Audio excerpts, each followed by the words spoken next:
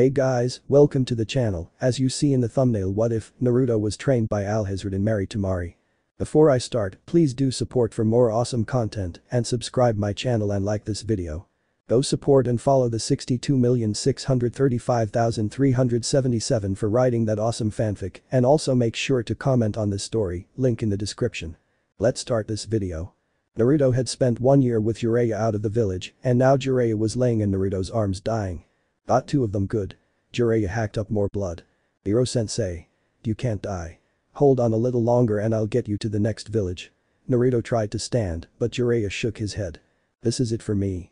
I want to tell you who your father was. Jiraiya said. The fourth Hokage. Namek is Minato.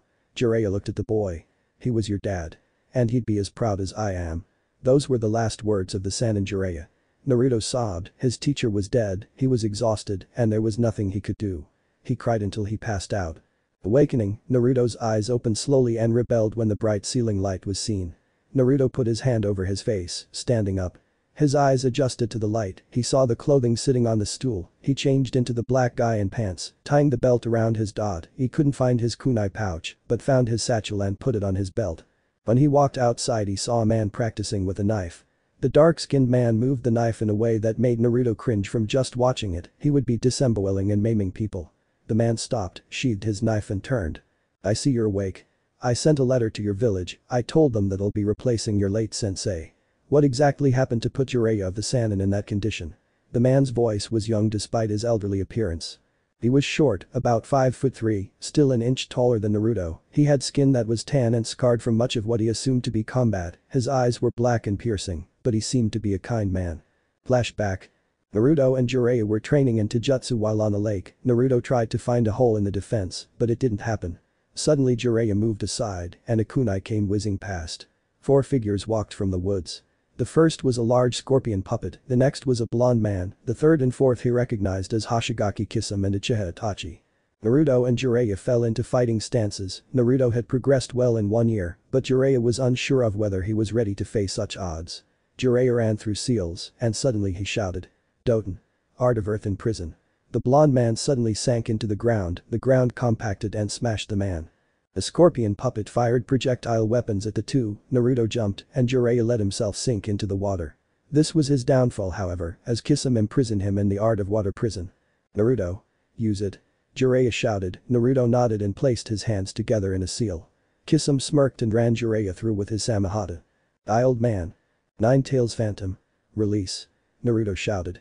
At first nothing happened, but then red chakra began seeping from Naruto's stomach and then it formed into a large 9-tailed fox made purely of chakra. The first thing that happened was Kisame's prison was dashed to pieces by the huge claw that slashed his open. The second was when the scorpion puppet exploded for no discernible reason. Itachi saw that his 3 teammates had been slain and immediately fled, not waiting to incur the wrath of the boy who could wield the 9 tails. Naruto pulled his teacher to the shore of the lake. Come on sensei, you can't die on me. Flashback. End. I see, then you can use the demon's chakra. Well, that's not the point yet, I'm going to teach you how to kill. But I will also teach you how to save lives. The man said. He smiled at Naruto. You will stay here for 3 years, train from dusk till dawn, and you'll learn from every second of it. The man smiled. Alright, did you know about Hiro-sensei? Naruto asked. You bet I did. I'm his little brother. Naruto gawked at this. What? You're Jiraiya's little brother, Naruto shouted. Yup, you're looking at the only remaining person from the Hashin lineage. The name is Hashin Kaisho. Namek is Naruto. Naruto introduced himself with his father's last name, the one he'd use from now on. Well then let's get started.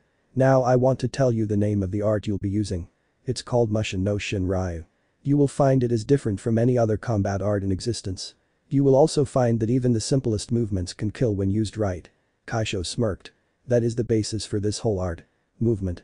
You can impose change on your enemy through movement, I'll show you. Attack me. Naruto lunged, and when he punched something amazing happened. Kaisho shifted his feet and the punch passed by harmlessly, he then settled into a horse stance and with a palm strike, sent Naruto sprawling. You strike when it presents itself. Naruto got up and tried again, this time it was a kick, Kaisho stepped back and when the kick came full swing, he captured Naruto in a rear choke. He pushed Naruto away. You never let your enemy off your center. Naruto attacked again, this time he swore he hit, only to realize that a fist had lodged in his stomach before he hit. Naruto fell to his knees and threw up. Naruto, listen when I speak, you'll learn things. Kaisho said. I am. Then prove it. Naruto stood back up, he stood perfectly still when Kaisho attacked him. Naruto dodged the blow, and when he went to strike, it was blocked and he felt his leg swept from under him. Don't try to strike, just do it. It should be like walking. Naruto stood again, and this time he got even closer to hitting the man. Every time, Naruto would get close, and then fail. That was how Naruto's training went for a very long time, nearly 2 months. After that Naruto began learning techniques, he mastered every technique that Kaisho threw at him. In a year he was using sticks, these were substitutes for the blades created for this style. He also used short sticks made to simulate knives. He trained like this for the 2nd year. For the 3rd year, he simply perfected what he had learned before, using real blades. The swords this style used was a ninja too, but they were modified to be slightly shorter, the blade was the same length, but the handle was about 2 centimeters shorter, 1 inch does make a difference. The blade he had was black from point to pommel, the hilt was square and depicted the 9-tailed fox. He carried a single one on his back, as well as 2 knives. The knives were black from pommel to point. The handles were steel wrapped in black cord, not like katana, but a cord wrapped all the way around. The blades were straight and ended in a spear point. The blades were single-edged and the knife was about 25 centimeters in length, they boasted a 15-centimeter blade. Each maneuver practiced with these blades, or barehanded, were fluid and precise, as well as lightning fast. Naruto preferred his knives, but also liked his sword.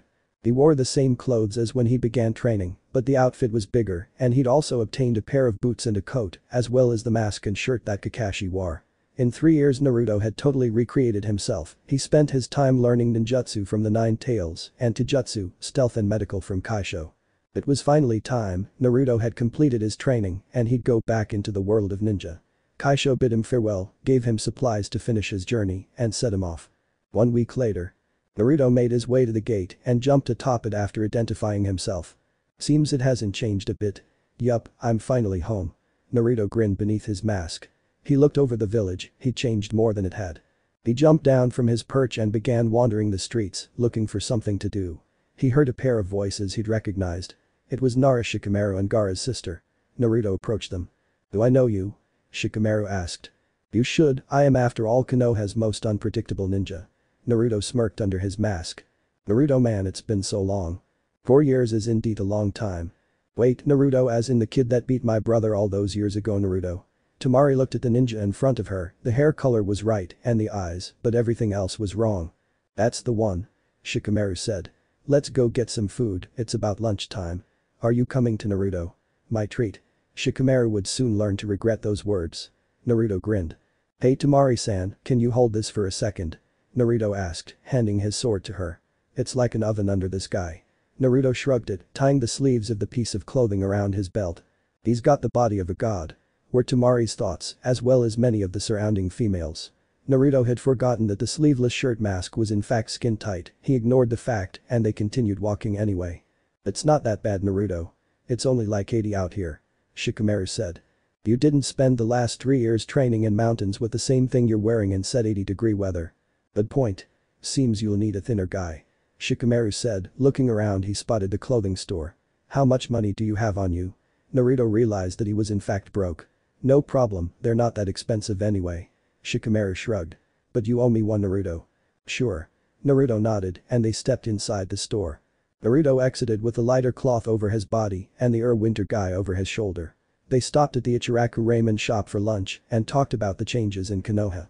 It does seem however that you'll need to find some new housing arrangements, the entire apartment complex burned down. Shikamaru informed the teenager. Do you know what happened? Naruto asked. There was a fight between some ninja. One used a fire and set the building on fire. There were 7 casualties, none were ninja. Mostly it was property damage, both ninja who were fighting are currently serving 6 months in jail. Damn, this is going to take some work, finding a new house I mean. The Hokage said that when you returned you were to report to her. So after lunch you should get over there. Shikamaru finished up his bowl. By this time Naruto had already finished 3 bowls. And also remind me never to take you for lunch. Only Chaoji eats this much. Alright, well I've got to go then, I'll see you later. Thanks a lot Shikamaru. Naruto said. It was nice seeing you again Temari-san. Naruto then got up and left. So Temari, you gonna go after him? Shikamaru smirked. The blush on her face was immediate proof that Shikamaru was in fact right. What do you mean? Temari had never been one to give in to her emotions. I saw the way you were looking at him. I know you think he's good looking. He's a loyal guy too, never seen one more loyal than him. I say go for it. You're an idiot. Inwardly Temari was considering it, she had seen how far he would go for his friends and for his village. I'll have to find out more about this guy. She thought. Naruto walked to the Hokage Tower and made his way up to the office. Hey Tsunade-sama. Naruto smirked. She looked up at the ninja. So you're finally back, huh? It seems the Kaisho managed to knock some respect into you. Tsunade looked at Naruto. Well, as you may or may not know, you'll be needing a new house. I've got something lined up for you. She handed him a piece of paper. Naruto read the paper, it was a proof of lineage. Naruto was looking at the deed to the Namikaze land. It's only a few acres, but I've already had construction workers begin on the house. You'll have a 2-story house built on 5 acres. I don't even know what to do with that much house. Naruto said. But what about until the house is finished? You will be staying with Hada Kakashi. It will only be a month until your home is complete, so you won't have to put up with him for very long. Maybe I can get him to show up on time for once. Naruto chuckled. We'll need to test your skills, go to the Anbu headquarters, they'll direct you to the course. Naruto nodded, thanked her and left. He had finally returned home. Naruto had woken early and went over to the Anbu headquarters. They had a special underground training area to preserve the secrets of the Anbu. Naruto showed up and followed the man that was to guide him. Currently he was standing in front of the most insane-looking obstacle course he'd ever seen. You have 1 hour to complete the course and neutralize all threats within. Start when you're ready. Naruto nodded and began immediately.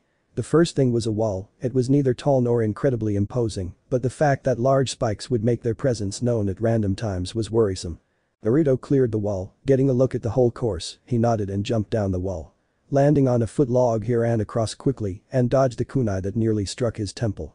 Drawing his sword he blocked the incoming Kadachi from the Anbu, he elbowed the man across the face, splitting the mask. Naruto ran along, using the square hill to assist him in his vault over the next wall. He jumped up and caught the bar above the wall. Looking around he found his next obstacle, a large log sticking from the ground. He landed on it and quickly dropped down. 3 Anbu met him as he landed, he put his sword away and drew his knives. The first brought the sword down at an angle, Naruto dodged outside the blade and struck the Anbu with the knife. The next one attacked from behind and nearly hit the boy, but also felt the pommel of the knife. The final Anbu attempted a knee to the face, but Naruto leaned back and punched the man in the groin. Naruto made his way over several more obstacles before coming to a maze. The maze was roofed and pitch black save for small lights that gave off the amount of light one would get from a match placed at random intervals throughout the whole place. Naruto let his senses guide him, all through the maze he would find depressions in the walls, and occasionally he would find ninja waiting to ambush him. The ninja had masked her presence as best as any could, but Naruto could still feel her, he stood with eyes closed, and with a single word, he startled the hiding Anbu. Come. The Anbu steeled herself and attacked, with no room for the Kadachi she used the tanto that was sheathed in the end of the sword scabbard. Naruto sensed the motions, he redirected her arm by pushing his forearm on hers, with a ridge hand blow to the side of the head she fell to the ground unconscious. Naruto continued through the maze with his eyes closed, and his vision did him no good here. He had learned to navigate blind because if he were to be in a place where mist ninja were using their techniques or somewhere like a jungle where dark reigns after dusk, he couldn't use his eyes. The next Anbu fell without knowing it, Naruto sensed the person before the Anbu sensed him. He covered the man's mouth and choked him out. Finally he reached the end of the maze and was confronted by nearly 10 Anbu, he readied himself with his sword. 2 Anbu attacked at once, Naruto dropped and rolled backwards, as he stood he saw the ninja were still approaching, so he moved one way and struck quickly with his sword, leaving a shallow but debilitating cut, the second man was knocked away with a punch. Another Anbu caught Naruto by surprise and managed to actually land a blow on Naruto, the blade slid across his cheek under his left eye, Naruto caught the handle, pulled, and with an uppercut to the elbow, effectively neutralized the man. The sword made a great distraction, Naruto threw it and as the Anbu blocked it, he swung low, kicking the man's leg with his shin, destroying bone and muscle. Several more came at once, Naruto jammed his sword in the ground, using it as a vault he launched himself up into the air. Many Anbu followed but didn't expect the knives. Naruto's blades blocked swords and cut through cloth and flesh, 2 Anbu were defeated in the airborne combat. Naruto hit the ground and came up with a blow to the chin of the final Anbu. Pulling his sword out of the ground he walked across the finish line, hitting the buzzer on his way. 54 minutes. One of the Anbu shouted, medics immediately went to work looking for ninja who were injured. Only 5 or 6 out of the full 25 were injured enough that they needed medical attention. A few broken bones and lacerations, nothing life-threatening. Well Naruto-san, it seems that you're of Anbu level easily. I've never seen anyone fight that efficiently. I'm Yamato, the current Anbu captain. Yamato said. What style are you using? Lushin no Shinryu. Yamato's eyes were wide open. You were taught by Kaisho-sama. Well, if you want to call it that. It was more like learn or die. Naruto shrugged. So when will I be starting my missions? We can start as soon as you get your mask. Regulations state that you have to wear a standardized uniform, so we'll have to get that as well, but you may be able to start soon. The next few hours were Naruto filling out paperwork and getting his uniform sized up properly. He chose a fox mask, figuring it would be appropriate for him. Foxes were ironically Naruto's favorite animal. To him they represented the baser meaning of the arts of ninja. Though smaller than its cousins the wolf and coyote, the fox managed to survive using cunning and speed. Leaving the headquarters, Naruto went over to the Hokage's tower. He wasn't required to wear his mask until his inauguration, which would take place in a week. So Tsunade-sama, what's my first mission? Naruto asked. Temari will need an escort back to her village after your inauguration. We also need a ninja to stay there for 2 months. If you'd like, you could be the ambassador for Konoha, and during your 2 months there you may be able to take missions for Suna, and while here you could also take missions. Sounds good. Naruto said. Say, do you know where she is? I've been meaning to ask her something. The soon-to-be Anbu had planned to ask her about her brother. She usually gets tea at hands about now. You know, the tea house by the hot springs. Yeah, thanks. Naruto nodded and left. Temari was enjoying a fairly normal schedule for her days here in Konoha. That was until she saw Naruto come in. So you gonna go for him? Shikamaru's words echoed in her head. She began blushing. Then she noticed he was walking over to her. Hey, Naruto-kun. I never pictured you to be one much for tea. Temari said. Well, Temari-san, I do in fact love tea. My favorites are green tea and jasmine. Naruto smiled under his mask. I came to ask you about Gaara's well-being. Temari was shocked when Naruto got to the point. He's been doing well, he's opening up a little. He's more social to a point. I think being Kazekage has sort of forced patience on him. He's Kazekage now. Naruto hadn't ever predicted that Gaara would be in any position of authority. Yeah, he was the only person that could meet both the power and intelligence aspects. You seem to be an intelligent person, Temari-san. Naruto saw the blush on her face. But Gaara's more suited for the job. I couldn't stand the position. She couldn't believe that Naruto had just complimented her so openly. Apparently I'm going to serve as Konoha's ambassador now. I'm supposed to be going with you to Suna next week after my formal introduction into Anbu. You're going to be an Anbu? Temari gawked. Cute and strong. She wondered where the thoughts kept coming from. Yup, they tested me earlier, and I passed. I've got my mask and they took measurements for my uniform, now I just wait. Naruto ordered some tea for himself. They sat and talked for a while longer. I'm sorry but I'm supposed to meet Ino soon, so I'll have to go. She reached for her wallet. Don't worry, I've got it. Naruto retrieved his own wallet. I thought you didn't have any money. Naruto grinned, his mask was down to drink his tea. That's because I just drew this out of my father's bank account. I didn't have any until I got access to my father's stuff. Naruto set the money down. I want to go see her. It's been a while since I've surprised anyone. Who's your father? The fourth Hokage was my father. That's yet another thing you have in common with Gaara. The fourth Kazekage sealed the demon in him. And it happened to be our father. When they met with Ino, Sakura was with her as well. So who's your friend Temari? Ino asked, looking at Naruto. You should know him. He was on Sakura's team. And how many people have bright neon blonde hair in this village? Then it suddenly clicked. Naruto, Sakura shouted. Naruto pulled his mask down. Temari leaned over and whispered into Ino's ear. You should see his body. It's absolutely amazing. Ino looked at her questioningly. This is Naruto we're talking about. So ladies, what are we saying about me over here? Both girls jumped, Sakura laughed. Well, Temari was commenting on your apparently amazing body. Temari blushed. I don't think much of it. Well, let's see what she was talking about. Ino ordered. Naruto shrugged, removing his guy. He saw two jaws drop and Temari's face simply turned redder. It seems you've got a gift there. Kyuubi said from inside. Naruto. When did you get so amazingly hot? Ino was always unusually blunt. Naruto put his guy back on. Well, Ino, if you spend 3 years with Kaisho-sensei then you'd understand. Now that I've had my fill of surprises today, I think I'll go find Kakashi. I'm supposed to stay with him for a while. Naruto stood up and left. You weren't kidding, he does have an amazing body. Ino said. I told you. They looked at Sakura, who had been surprisingly quiet. What? Your nose is bleeding, Sakura. Sakura's face then turned a color that quickly hid the fact. It seems that Sakura's got a bit of a crush. What about Sasuke? Ino teased the girl. I do not like Naruto, not that way. Your face tells all your forehead. Ino nodded.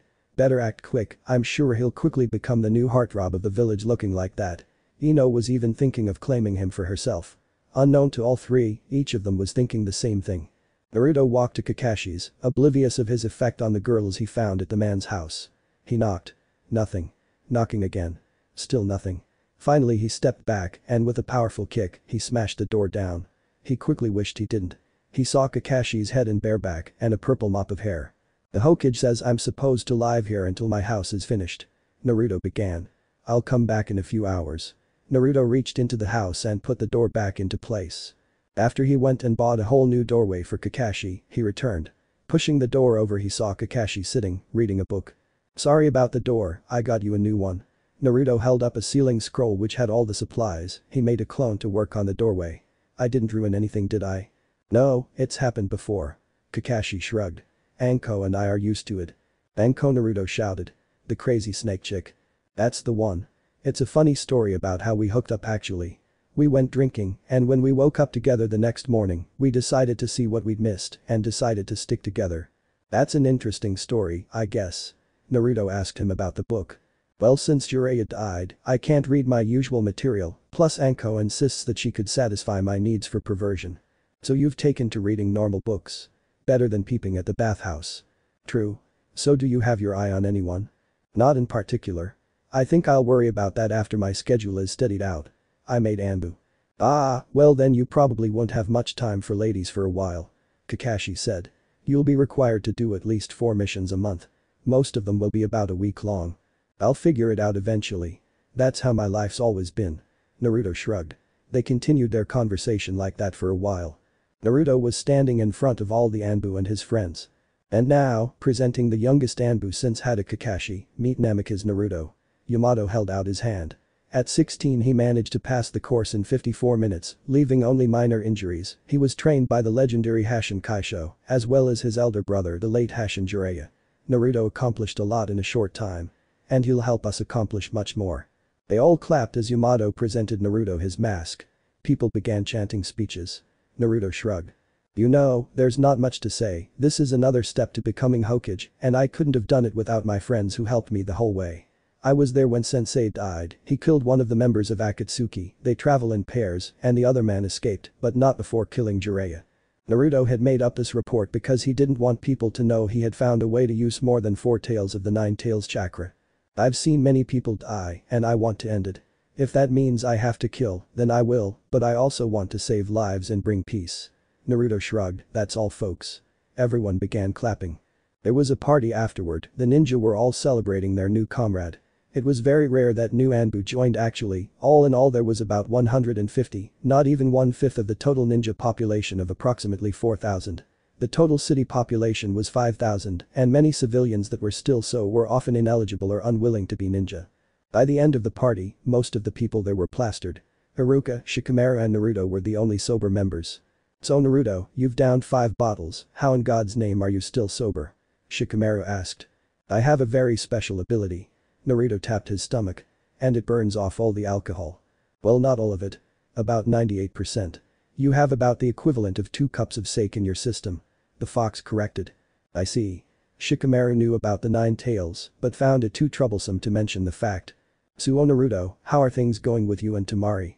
Shikamaru laughed as the sake came from his nose. There's nothing going on between us. Naruto wiped his nose. That burned. It's a shame, she was saying he seems like a great guy, he's loyal, and he's got a great body. I think you should go for it. Shikamaru was playing matchmaker for one reason. When that woman came to the village he didn't have to spend his time escorting her around. He could sleep. I think you're lying. Naruto said. Shikamaru drank his tea. Have I ever misled you, Naruto? It would be too troublesome. Naruto shrugged. Shikamaru was an honest person. The party slowly dissipated, Naruto was the last to leave.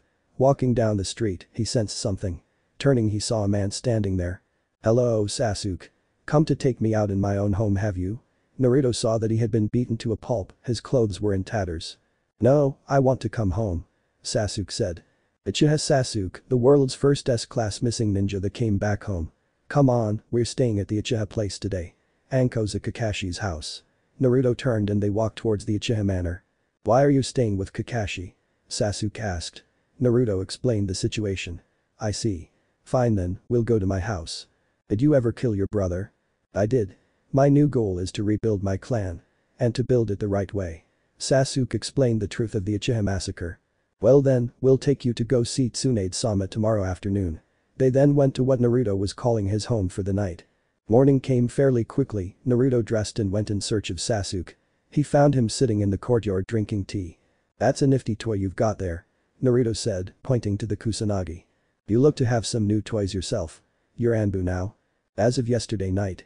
Naruto flicked the mask that was sitting on the top of his head. I start my duties tomorrow. My first mission is to be the ambassador for Konoha. I'm supposed to spend 3 months in Suna.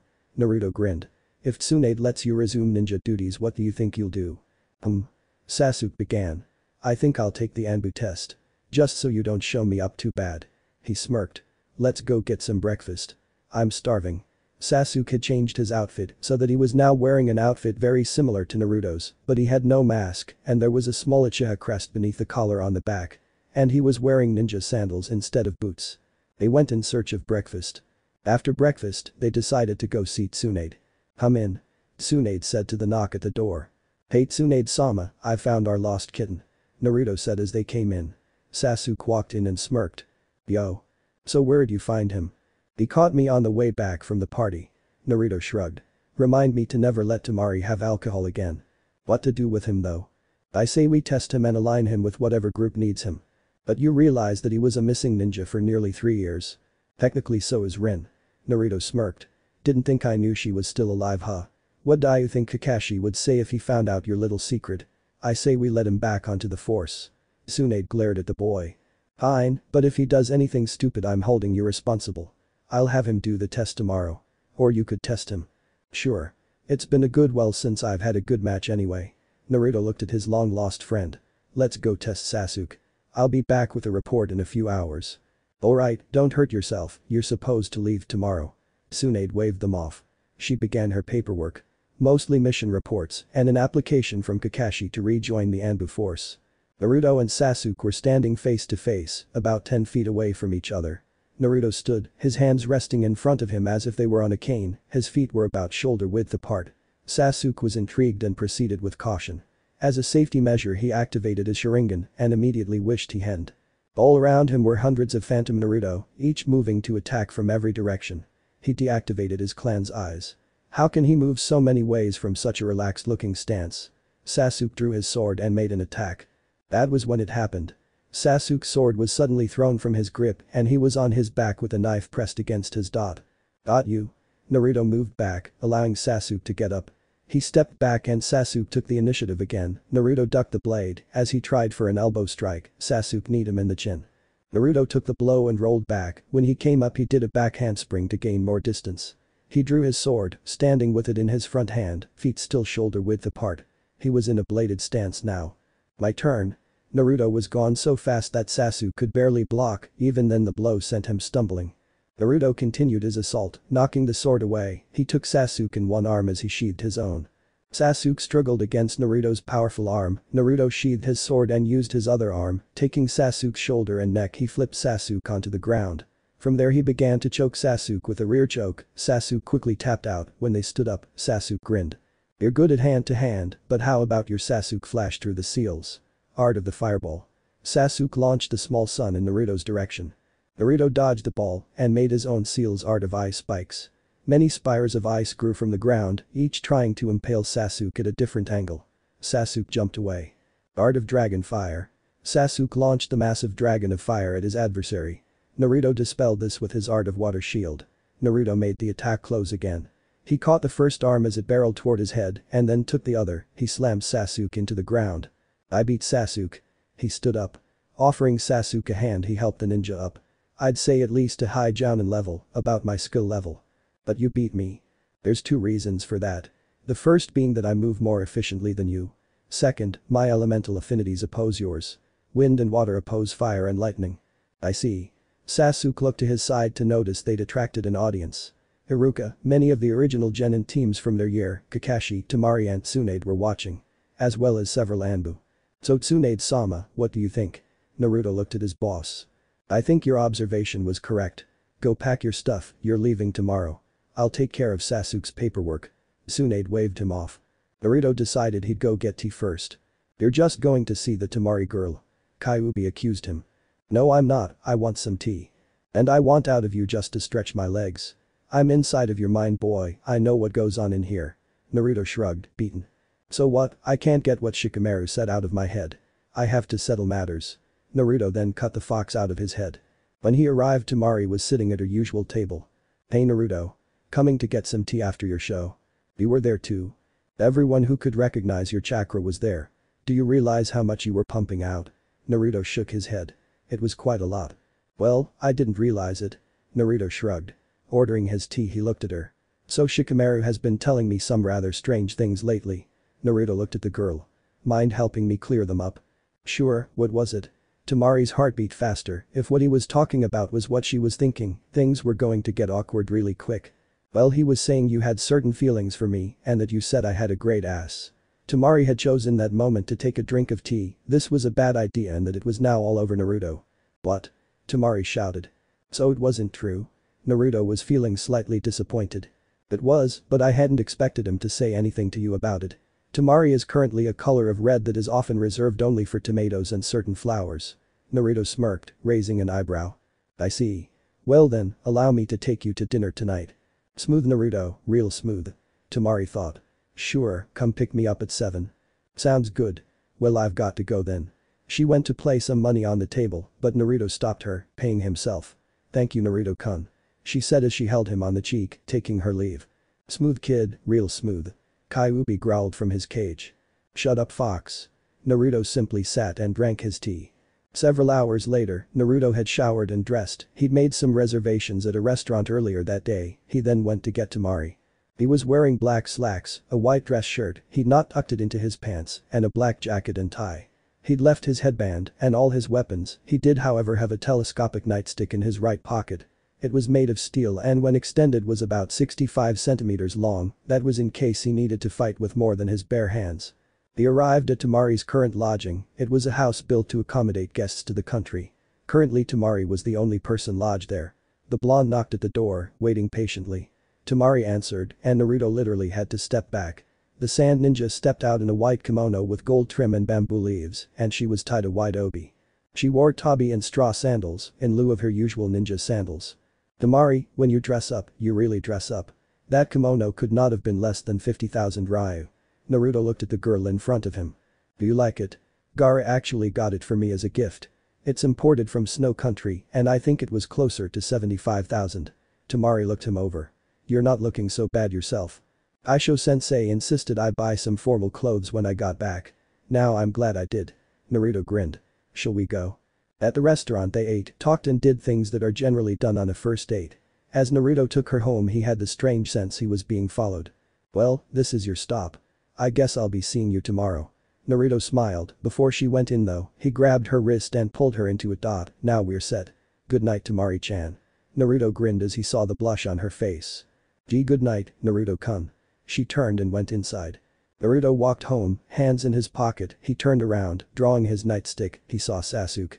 Smooth dope. You're the second person to say that to me today. Naruto collapsed his nightstick. And it never gets any less annoying. Let's go. Naruto grinned. Inside her house, Temari was leaning against the front door blushing. Did that really just happen?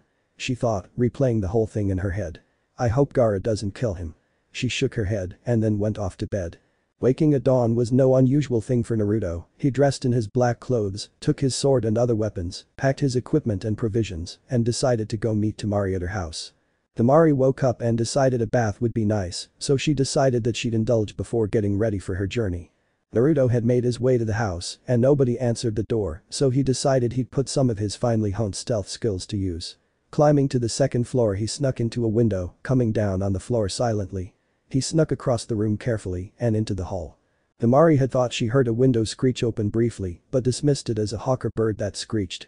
Naruto had carefully opened every door in the hall, finding empty rooms or on one or two occasions a closet, an extra bathroom, and a door that led to the attic.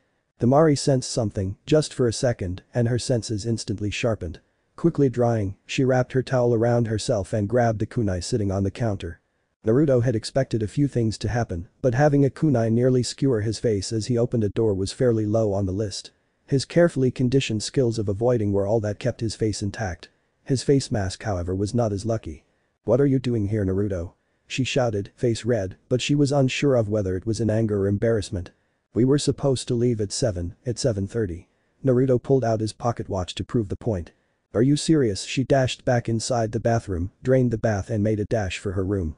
Naruto simply wandered around the house. He stopped by her door once.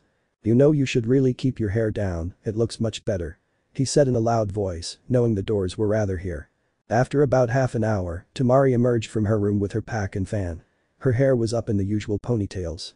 "It keeps my hair out of my face to wear it like this." Temari glared at him, deciding that she was angry that he'd walked in on her. "Ever think of doing just one?" They had started walking towards the exit. Actually, no. They continued their banter about Temari's hair for much longer. Sasuke was not happy. If one were to ask why he wasn't happy, it was a very simple answer. Every single one of his former classmates hated him. Sakura and Naruto were the exception. Naruto had actually seen to it that he was placed back into the ranks of Konoha ninja. Sakura was a totally different story, one that he was unable to explain in any easy way. Flashback. Sasuke's inauguration into Anbu. Sasuke was standing in front of the entire Anbu rank, minus Naruto who had left for Sunagakure. Many were shinobi he'd never met, one he recognized as Neji, and another yet was Shikamaru, but the rest he was sure he'd never seen. They'd asked him to prepare a speech. "All of you know who I am, so I'm not going to introduce myself. I have my teacher to thank for being here. I'd always been told to never abandon my teammates, but I did. I left in search of power to kill my brother. I did, and when I learned the truth, I also learned something else. My duty should have been to my village. I should have never left, but I made the mistake of leaving, and I'm incredibly lucky to have been found by Naruto and not someone else. I have him to thank for being up here, but he isn't around. I know you don't trust me, but I'll earn it and I'll do things right this time." Sasuke finished, and there was no clap. He'd expected that. They all hated him here. He bowed and left. Sitting atop the Hokage monument, he drank sake by himself. "Naruto, you're lucky, you have that unbreakable will of yours." He drank another cup. "But you've got yours as well. The fact that you're even back says something about that. You were simply lost." Sakura came out from the surrounding trees. "We missed you, Kakashi-sensei and I." She sat down next to him, taking the bottle from him. "He was at my inauguration. He was glaring at me. But he did miss you." He would always say how the team just wasn't right anymore. Even though Naruto's only been back for about 2 weeks. He was gone on considerably better terms, I bet. He took out another bottle and began drinking again. "I ran him through when I left. He was taken in by a Sannin, and then his brother. Don't dwell on what happened, we've got to have a celebration for your return. And if you drink this stuff you'll end up addicted like Tsunade's Shishu." She took the other bottle away. "It's not bad, I drink it to help me sleep." He handed her the glass he just poured. "I'm not gonna drink it." He shrugged and took the drink. Just when Sakura was expecting him to talk again he had her, forcing the liquid into her mouth. She pushed him away at first. That was a dirty trick. Ninjutsu is all about deception. He smirked and edged her again. Sakura wrapped her arms around his neck and ended the dot. They broke them again. "May I have my sake back?" "No." She took a drink from the bottle, repeating his previous trick, and then took a drink of her own. "I thought you weren't going to drink." "I changed my mind." He smirked and they shared drinks. The night eventually led them back to Sasuke's home and into his bed. Flashback. End. Waking up in Sasuke's arm was, Sakura decided, one of the most pleasant places she'd put herself in. The throbbing hangover wasn't. Sasuke's stirring alerted her of his awakening. She sat up, seeing his bare, scarred, and remembered the previous night's events. "I hope you're feeling better than I am, Sakura." Sasuke sat up, holding his head. "If we go find Tsunade's Shishu, she has this medication that stops hangovers." They got up, dressed, and very slowly made their way to the Hokage Tower. Tsunade saw her red-eyed apprentice and Sasuke walk in, and she smiled. "You finally got her to drink?" Tsunade asked Sasuke. "That's amazing." She reached into her desk and withdrew a bottle. It was her hangover-killing tonic. When they took some, after only a few minutes it seemed as if they'd never had one. "Anyway, I came to ask about my duties now. For now, we'll have you stick to patrols in the city. For the first few months it'll be that way. When Naruto returns we'll get you running some real missions." Sasuke nodded. Tsunade began flipping through her paperwork. "Actually, I've got a mission you can do." He handed him the paper. "Sakura's being sent to the land of snow to train medics, and she'll need a bodyguard. You're the perfect person for the job." Sasuke accepted without hesitation. Good, you guys will leave in 1 week and the mission will last 6 months. Naruto and Temari traveled quickly, covering the 40 clicks to the border of Fire Country in a half day. They set up camp early and Naruto went to do some training in a clearing just a little ways off. He was currently training with his knives. Temari watched as he moved from one position of the kata to another, with a grace that was more than fluid, he moved like he was made of air. The way he moved the knives around, striking, killing and maiming blows at the enemy, she could almost see herself, both captivated and terrified her. Suddenly he stopped. You can quit spying on me, Temari-chan. He turned and looked right at her, though she was hidden. Come out here, I'll show you something for close quarters fighting. She revealed herself and walked over to him. Attack me. She did without hesitation and he moved aside and with a bump of his leg, sent her sprawling in the grass. She sat up, totally astonished. What was that? That was the basis of Mushin no Shinryu. Impose change through movement. She stood up, trying again, this time Naruto moved and stayed behind her as she tried to track him. A simple nudge of his shoulder laid her flat. How are you doing it? I keep you in my center and off of yours. Temari didn't realize that this was exactly how Naruto's first days training with his sensei were. He helped her up this time, she tried to use the momentum to throw him off, but he shifted and knocked her to the ground yet again. You're a bastard, you know that. This time when he helped her up there were no attacks and no blonde girl lying flat on her back. It'll help you, knowing some unarmed combat. He smiled. So am I to understand you're going to teach me how to throw people around like you do? I didn't throw you, I barely touched you. The Uzumaki smirked under his mask. You're a very mean person. Temari frowned at him. I've never seen you use any of those moves like that kata, they were always really small and precise, not those big flowing moves in the kata. That's because of the practical application of each of those moves. Every time you saw me move, I could have done it narrower or bigger, depending on what the attack or defense takes. He saw Temari's facial expression as she drank in the knowledge. It's the same with my sword, I could slash someone to bits with it or just cut their clothes with the same move. What if then you can't cut their clothes? Naruto was caught totally off guard by this. Well then I'd just cut them into pieces. Temari frowned, not expecting him to reply so quickly. The banter continued for a while until they decided to make dinner and cash in for the night. The next day, they set off for the border. So are you seriously going to wear a solid black outfit into the middle of the desert? It's almost 120 degrees out there. Don't worry about it, I have a plan. He had to remember that he was wearing a mask sometimes. I hope that plan isn't frying yourself. I don't want to have to say I told you so. When they reached the edge of river country, they made camp, for it took all day to cross the swath of land. Naruto had noted that the trees had thinned out considerably and the temperature had risen by about 5 degrees as they traveled farther west. Finally reaching the edge of the desert, Temari smiled warmly at the terrain of her homeland. So what's your plan, Mr. Movement? She looked at the ninja. He calmly reached into his rucksack and removed a small scroll she recognized as a sealing scroll. When he unsealed it there was a white cloak in his hands. This is my plan, a white cloak to wear over my black clothes. He set down his pack, put the cloak on, it had armholes and was essentially a hooded trench coat. You're a genius, Naruto. Your people wear those white robes, don't they? Some do, mostly the older folk. Temari sighed, there was no winning against him. Well anyway, let's get going so we can cover some distance before it gets too hot. It was just past sunrise, so they had to use the COLD-1 to their advantage. They did in fact travel far before the sun began pummeling the sand and shrubbery with its powerful rays. It was 70 clicks to Sunagakur no Sado, and they traveled 25 clicks in those first 3 hours of LIGHT2. Their rate of travel slowed down considerably once the temperature rose past 60 degrees and quickly soared into the hundreds. They did however make it to the village before the sun began painting the sky with the hues of the sunset. Temari couldn't help but smile at the sight of her home village. She wore an expression similar to the one Naruto had worn only a while before. Welcome Naruto to the village hidden in the sand. She held her arms out at the village. Currently, our blonde friend was standing on one hand doing push-ups. When he finished his set on one hand, he changed to the other. Temari saw the shirtless ninja standing in their living room in his hand and wondered. Naruto, how many of those have you done? Currently he was sleeping in the living room as Kankuro was still clearing out his equipment from the guest room. 500 on my left hand, I'm at 100 on my right. Suddenly it made sense to Temari, Naruto was a very well-muscled individual and if he did 1000 push-ups each morning, it explained it all. Naruto finished his morning exercises and donned a tight-fitting tank top and a pair of black fingerless gloves. He took a thin gray guy, strapping on his sword and knives, as he approached the door he put on the tabi boots he'd obtained and announced that he was going out. Naruto had no real destination in mind, he just wanted to get a feel for the village. He had already met some of the ninja of the village and was offered lunch by a bold kunoichi. Naruto walked the streets of the village trying to get a feel for the layout when a girl came up. "Hi, my name is Nami, I was wondering if you'd like to go to lunch with me." The girl was blushing heavily and he saw a group of girls giggling a ways away.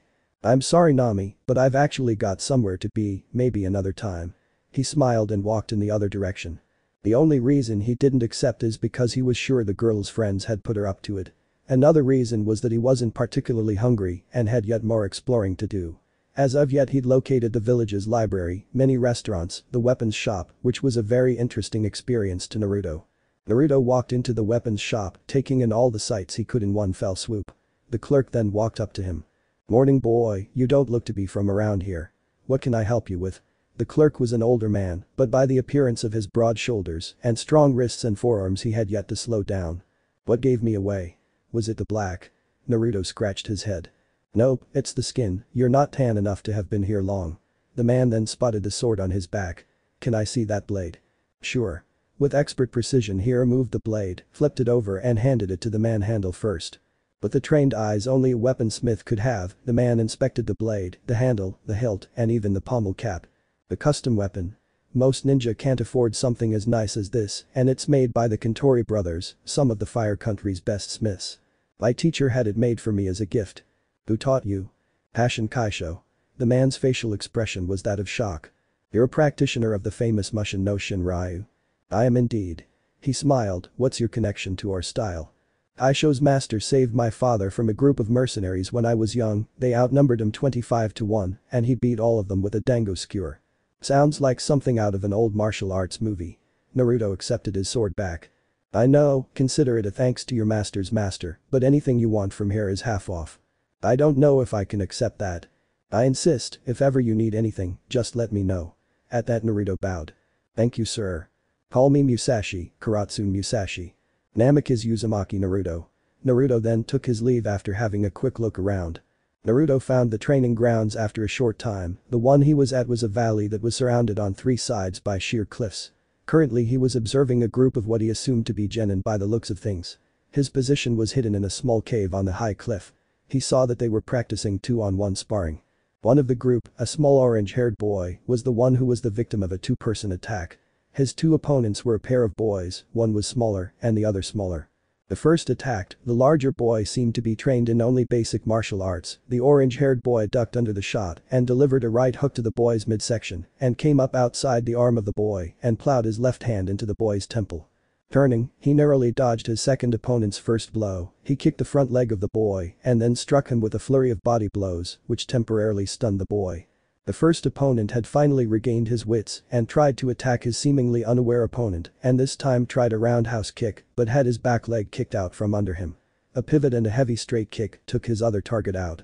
As the first boy began his next attempt at an assault, the orange-haired boy ducked low and grabbed the assaulting arm, with a pull and a shift of his he slammed the boy down and immediately feigned a knife hand strike to the dot. At this time, Naruto decided to reveal himself, he came down and examined the three boys. "You're a good fighter, who taught you?" "My brother grew up in the eastern jungles where a style called Muay Thai was common. He taught me." The orange hair grinned. "My name's Namikaze Uzumaki Naruto, I'm Konoha's ambassador." Naruto bowed. The boys all returned the gesture. "I'm Kurinesu John." The orange-haired boy said. "Naga Torimaru." One boy said, the taller of the two black-haired boys. "Ryuga Shiru." The smaller one said. Naruto smiled. "Well, where's your sensei?" "He was Kia." Torimaru said, looking at the ground sadly. "Well then, until you guys are assigned a new one, I'll be training you guys while I'm in town." Naruto smiled, he would look back on this one day as the best decision he'd ever made. "Alright, now the first thing I have to say is to you two, your movement is way off. Every single move you made Torimaru was so widely telegraphed that you may have sent a messenger. I'll be having you tighten them up." He looked at Ashiru. "Your moves are nice and tight and it appeared that you had a great deal of power, but you have no speed and that is your weakness." Finally he turned to John. "You are very fast, you remind me of a friend I have back in Konoha, but your style seems to require more power than you currently possess to reach its true potential." "But I took both of them down." John argued. "Attack me, don't hold back, attack me like you're trying to hurt me." John did, it was a jab, which Naruto simply brushed aside, then a left straight punch, which he simply moved aside. The next was the strangest thing he'd ever seen. The boy stepped on Naruto's knee and launched his other leg like a missile, his knee barely being dodged by Naruto, whose style taught much avoiding. Suddenly John felt himself on a collision course with the ground. He put his hands out quickly, barely catching himself. He tried to kick Naruto, who caught the foot and ended it with a powerful front kick to the boy's solar plexus. "See, you lack power, a larger, more skilled ninja could destroy, not to mention if I drew my sword, knives are used a dot," Naruto said to the boy who was gasping for air. "So how are you going to work with all of us to better our weaknesses?" Ashiru asked. "Simple, I want you to come back here tomorrow and I'll be here with a means of training all of you." Naruto then turned and left, deciding he'd accomplished his mission. When he returned to the house, he found Kankuro tinkering with a puppet, Temari reading and Gaara painting. "So what did you do today?" Temari asked. "I met the weaponsmith of the village, turned down some girl Nanami for a date, and agreed to train a group of genin who lost their teacher." "Sounds like you had some fun," Kankuro said, switching from a pair of pliers to a flathead screwdriver. "I did. They were a promising bunch. I do need some things though." Naruto sat down. "Some cotton rope, a large punching bag, some gravity seals, and some candles." "What exactly are you planning to teach them?" Gaara said, momentarily pausing his painting. "Well, one of them happens to be very skilled at Muay Thai, but he's not very strong. Another is really strong, but has no speed. And the third telegraphs his moves badly." Suddenly it all became clear. Suddenly, Naruto thought of something. "Say Temari, could you take me to find some dinner? I haven't eaten much today and I didn't find much for restaurants." It was a lie, but Naruto felt the need to take Temari along to dinner. "You have a thing for her, kid." The Nine Tails deemed it necessary to say things from time to time. "Yeah, I'll come, let me go get changed." Temari blushed behind her back. Had Naruto just asked her on a date? Naruto felt it necessary to leave his sword but did keep his knives carefully concealed on his person. Temari had changed from her normal battle kimono to a black silken one with patterns of golden leaves and bamboo. The obi she wore was of golden silk. "Just perfect," Naruto said with a smile. And they set off in search of a place to eat. Words could not describe how well the dinner went. Afterwards, they walked around, conversing about nothing in particular.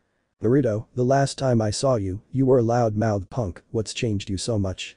"My sensei was killed on a training trip and I was taken in and trained by his brother after I passed out due to chakra exhaustion, killing the people who killed my sensei." Naruto looked aside, the memories still haunting him. Temari reached out and took his hand. "It must still hurt a lot. But I'm sure the pain will heal eventually. Your sensei would probably want people to remember him when he was alive and be happy, not mourn him while he was dead. So let's hear what he was like and be happy." Naruto admitted to himself that she had a point. "He was always cheerful, a pretty sarcastic guy, he could always motivate me too. Like I'd be totally exhausted, ready to just die right there, and all of a sudden he'd say something and I'd be training again." Naruto trailed off, continuing to talk about his former sensei. Hours disappeared while the two had found a park to sit and enjoy each other's company at. They decided, after some time spent in the park, that it was best to get home. Before they went inside, Temari decided she'd leave him with a gift. "I had a great time tonight, Naruto, thanks." And with a she left him on the porch, holding his hand over his. Naruto had gathered all his equipment and set off for the training field where he would meet his trainees. By the time he'd gotten there, his 3 students were already there. "I'm glad to see that you're enthusiastic to train." Naruto grinned. He removed a number of scrolls, unsealing all manner of equipment. The massive heavy bag that stood on its own, weighing in at around 200s. There was the rope and a pair of posts, small striking mitts and candles. "You've got a weird way of training, sensei," Torimaru said. "The heavy bag is for John, the candles for Ashiru, and the rope for you." He set them to work doing basic exercises like clapping push-ups, sit-ups, squats, and a run that he'd claimed would be short but ended up being more than 5 miles. When they were all out of breath, Naruto began his personal training with each of them. With John, he simply gave him a certain distance to push the bag with blows and a limited number of blows to do it with. He had to push the bag 50 feet and could only hit the bag 200 times. This would force him to focus on power rather than the number of times he hit. For Torimaru, the rope served its purpose to bind his hands at a certain length, forcing him to keep his moves tight. The striking mitts were also for his training. The candles were for Ashiru's training. He would lash out with strikes, using only the wind from his blows to extinguish the flames. Then he would go to one of Naruto's clones and hit the training mitts a set number of times within a time limit. Naruto, in the course of his training, had learned to manipulate the clones for all purposes. He could have them take blows that were not fatal and survive, he could make them explode, they could perform, and many other things. Naruto watched his students train. John was having a great deal of trouble moving the 200 bag. To meet his quota, his blows would have to move the bag 3 inches each time. At first, it seemed no problem, but after about 60 blows or so, he began to tire, and the blows were weaker and weaker, but when he reached around 120, he began attacking with renewed vigor. Having reached less than half the distance, he began attacking the bag with powerful blows that he had no energy to deal from. The 50-foot mark came at 195 blows. Good, now try and manage the same distance in only 180 strikes. Do you have any idea how hard this is? John said, exhausted. Yes, I can manage 50 feet in just 2 blows, but I'll show you 4. Naruto demonstrated the power he had hidden in his lean physique. The first blow knocked the heavy bag back 10 feet, the second was leaning on closer to 15 feet, the third was also 15, and finally, the third was the same distance. I practiced like this a whole lot when I was with my teacher. And I used a heavier bag, one that was on a bungee cord, as well. So if I didn't do it fast enough, then I'd start from the beginning again. Naruto said. John's face showed pure shock, realizing the amount of power he must have. How much heavier? 3 times the weight. I had gravity seals on during the normal training, and I was allowed to take them off when I did this. Naruto grinned. John started his training with renewed vigor yet again. Naruto now knew what it felt like to be Jiraiya. Next was Torimaru, who was fighting an imaginary enemy. Naruto held up his mitt-encased hands, allowing Torimaru to feel the feeling of actually hitting an object rather than air. It was then that he saw that while his moves were tighter, he still telegraphed his moves. Thinking for a moment, he produced a pair of sticks. He handed one to the boy. Hit the stick, only use your front arm, and don't move anything above your shoulder. The stick he held firmly felt as Torimaru cocked the stick back. Stop, do it like this. Naruto bent at the elbow and with a snap, knocked the stick from the boy's hand. The boy took his stick and tried again, the movement felt odd, but after a while, Naruto observed the boy getting a handle of the stick. A stick is simply an extension of your range, instead of a strike. Naruto demonstrated a left hook. A punch or kick, it's all about keeping the strikes close to your center. Where you're most balanced. Torimaru soaked up the information in much the same fashion as sponges soak up water. He had a clone take hold of the stick, having Torimaru strike it, sometimes while moving, and at different ranges. Ashiru was having the most trouble. He was a strong boy, no doubt, but he was slow compared to the others and could not extinguish the flames. Come on, hit these, let's make you faster. Naruto held up the mitts, letting Ashiru hit them. You know your problem. You're trying to hit as hard as before, but faster than before, attack lighter and faster, working the strength up as you progress. Ashiru's hits became lighter, but also became faster, noticeably so. Just like that. Ashiru had not had any real problems other than that, he kept working the mitts, the blows didn't get noticeably stronger, but he kept at that fast pace. At around noon, they all broke for lunch and then came back to training for a while longer. When an Anbu came to the grounds, he brought with him a letter from Konoha. Dear Naruto. How's life with you and Suna? Sasuke and Sakura left for the land of snow on the morning of the day you'll be getting this. Sasuke has changed a great deal. Did you know he finally got Sakura to drink sake? Well anyway, how are you doing Naruto? I hear that you and Temari went on a date, how was that? Well, there's not much news, you've only been gone for a week, right back, I want to hear about your life and Suna. Signed. Scribble. Tsunade. Naruto smiled, he was glad to know that even though he was out of the village, someone was thinking about him. He tucked the letter away, wanting to save his reply for later. His surrogate team continued their training for a while longer yet, until about 5 in the evening, when they finally broke for the day. I want you to be here so we can train every morning, it'll be from 8 to lunchtime. Yes, sensei. They all said. Naruto dismissed the boys and went to his current home. When he arrived, he found that his small pile of stuff next to the couch was gone. Where is my stuff? Naruto asked. It's in your room, Kankuro moved his stuff out of the guest room. Temari said. Naruto nodded and went into the room to find his stuff sitting neatly against the wall. He went off to take a shower, and when he had finished, arriving in the living room clad in shorts and a t-shirt, dinner was waiting for him. He'd started eating when Gaara walked in, setting down the oversized hat worn by all the Kage. They ate dinner together, talking about their days. Outside the land of snow. Sasuke and Sakura had been walking all day, the sun was beginning to set. They were just on the borders of the land of snow, and the temperature was already around -5 degrees, the snow wasn't falling, it was a clear day, but the cold weather was taking its effect on them. Sasuke was wearing the cold weather version of an Anbu outfit. Instead of the sleeveless skin-tight shirt, he was wearing a long-sleeved version. The fabric was a perfect insulator, it was designed for the cold weather. Over his vest, he had a cloak. He wore boots instead of sandals. Sakura had also changed her attire, she was wearing a pair of black pants and a red sweater, she wore a cloak as well. How much farther do you think we have? Only a few miles, maybe 4 or 5. Sasuke had always been a good judge of distance. They continued walking in silence until Sakura broke it. Hey Sasuke, what made you want to come back home? I felt out of place as a missing nin. I wanted to be back home, where I could stop running. Sasuke's breath misted out in front of him. Sakura's eyes fell to the ground, so it wasn't because he wanted to see me. She thought, but then turned her efforts into making it to the village without freezing, instead of being sad. As time passed, Sasuke began feeling tension build between them. He sighed. You're sad. What's wrong? I'm not sad, I'm fine. She smiled. He looked at her, a serious look on his face. I may have been gone for a long time, but I still know you, Sakura. What's wrong? Alright. There's no tricking you, is there? I'm sad that you didn't come back to see me, Sasuke. I really wanted to be the reason you returned. But I guess that was too much to ask. You were part of it. And Naruto. I had family again with you guys.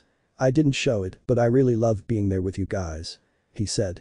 So I was like family to you? I almost wish it was what I'd thought now. No, Naruto was like family, you were always kind of annoying, but I could tell that you weren't another fangirl, when it came to it, you fought tooth and nail for us. He smirked over his shoulder. And now you've grown up into the most beautiful kunoichi I've ever met. Sakura blushed when he said that. Why you really think that I'm beautiful? She could feel her face warming up. Yes Sakura, I do. You would have to be blind and gay not to see how beautiful you are. He suddenly got an image of his brother in his mind, he chuckled. Where's that tough girl that I've been with most of this trip? Shut up. She scowled at him. She then smiled. So what do you think it's going to be like, the land of snow? It's in a valley, we'll be walking about a quarter mile downhill to get there. Lots of trees there. You've been there? Several times, since it has no ninja village there, they post a lot of missions that are up for grabs by vagrants. Many of them are well paying. Why are we going to train medics then? Because they're going to build a ninja village. The current king is very old, when the prince takes the crown, he wants to have his own ninja village. Oh, how do you think that's going to do? The man that is going to be the lord of the village is very strong and very loyal. I fought him once, he won by a long shot, the man was just too strong. Is the last mighty Uchiha admitting defeat? I'm not the last Uchiha, Madara is still around. He's the real leader of the Akatsuki. Sasuke said, his voice the epitome of seriousness. And yes, I'm admitting defeat. Sasuke smirked, I've never been able to do that before. Their banter continued, most of it was just to keep their minds off the biting cold that continually gnawed on their extremities. When they finally reached the edge of the valley, they looked down to see the village sprawled about inside the valley. Sasuke was right, the village had a natural defense, one that discouraged large numbers, the trees that were packed close together made it difficult for an army to move through them. Sonegakure. 1 month later. Naruto carefully observed the 3 students. John's style of fighting transformed from the traditional Muay Thai fighting style to a style called Toriamaru no Kubushido, the way of the intercepting fist. He led with his right hand instead of his left, his jabs were lightning fast and still carried some power, his straight punches from his rear hand were powerful as well. His kicks and knees were a force to be reckoned with. They'd started training for a full day after all 3 decided that they'd prefer a full day's training. Orochimaru, the one who'd previously had trouble with his overall style, had preferred basic Taijutsu and a Kodachi.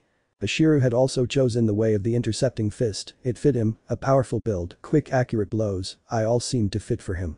Currently, Naruto was jingling the 2 bells in his pocket. Alright, for this test, I want you to get these bells. Naruto smiled. Naruto smirked, he was on the opposite side of his genin test. He tucked the bells into his belt. But there's only 2 bells there. Correct. Begin. All 3 were gone in a matter of seconds. He smirked, they were faster than he was at that age. Naruto cracked his neck, stretched his wrists and arms, readying himself. So John, you're the first to come? I'd figured it would have been Ashiru, he's the one that seems most likely to attack first. I want to see how strong you really are. John rushed forward, only to run into a lightning-fast jab. Strength doesn't matter, speed and accuracy do. He said. Because strength comes with those. He dodged a number of blows before stepping in to elbow the younger boy. John was sent staggering by the rock-hard elbow. The sidekick that followed served to knock him back even farther. Just how strong was Naruto? You'll never beat me alone, none of you. John recovered his stance and wits and realized that the blonde man was indeed too fast to beat by himself. He needed his friends. He took off running, the bruises that were forming on his ribs were impeding a full range of motion. He found Ashiru and Toriamaru talking, trying to come up with a plan. Looks like you already had a row with him. Torimaru said. We concluded that we're not fighting, we're ambushing to steal the bells. He added. We're fighting a stronger force. Remember the academy. If you're fighting a bigger force that's guarding your objective, then you need to ambush and deceive. The young teen said. That's brilliant, but how would we ambush him? Ashiru says. We'll need bait and booby traps. I was thinking of a snare or a pitfall. Snares would be the best bet, we get him stuck and then steal the bells. Who's up for being bait? Torimaru asked. No one raised their hands. Fine, I guess it's me. He hopped down and they set about with their plans. Naruto was sitting in meditation in the middle of their training ground. He saw Torimaru emerge from a small valley that branched out, which led to a small desert oasis if memory serves. Naruto stood, looking at his student. You're the smartest in the group, what caused you to come out alone? I wanted to test myself. He pulled out a pair of nunchaku.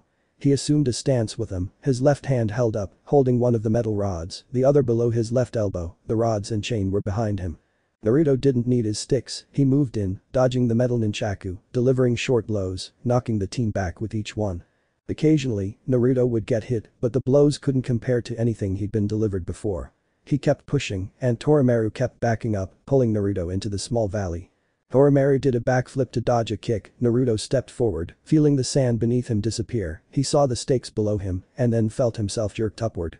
Ashiru then came and stole the bells, holding both of them. I see, so Torimaru was the bait, well you retrieved the bells after I fell into your trap. He began pulling himself up the thin rope, cutting it and swinging to safety. He landed near them. You all pass. He said, looking at his students. Also, I have some news for you. Gaara has found a teacher for you, he'll be meeting you here tomorrow at 8. This is our last training session. They all look downcast. I know you'll do well. This guy is tough, his name's Hyuga Ren, an ninjutsu specialist. Naruto smirked. He then took his bells and his leave. Naruto went for lunch, ate some ramen and had some tea. When he was walking home, he saw something that seemed to be out of place. A man, dressed in clothes that weren't of the norm around here.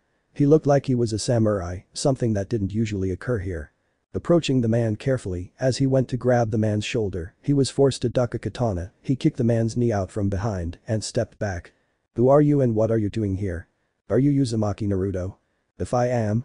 The man rushed at him, his sword acted like a scalpel, precise to a hair, every stroke that Naruto dodged was aimed for a vital spot. He leaned back, dodging the stroke that would have cut his, and kicked up, the ball of his foot landing in the man's groin. He grabbed his head, elbowed him, and then took him in an arm lock. He locked the man's other arm with one of his legs, his knee on the man's spine. Who sent you? He pulled on the man's arm, causing him to drive his face even farther into the hot sand. You'll never get me to talk like this, even if you do, they'll send more. Naruto reached into his guy with his free hand, he withdrew a scroll, which held a set of bonds, he bound the man's hands, picking him up, as well as his sword. Cursing his luck, his guy had been cut during the short fight. Gaara was not a fan of surprises, so when Naruto tossed a samurai on his floor, he was not pleased. What is this Uzumaki? This man attacked me in town, he won't answer me, I'd figure you could persuade him to do otherwise.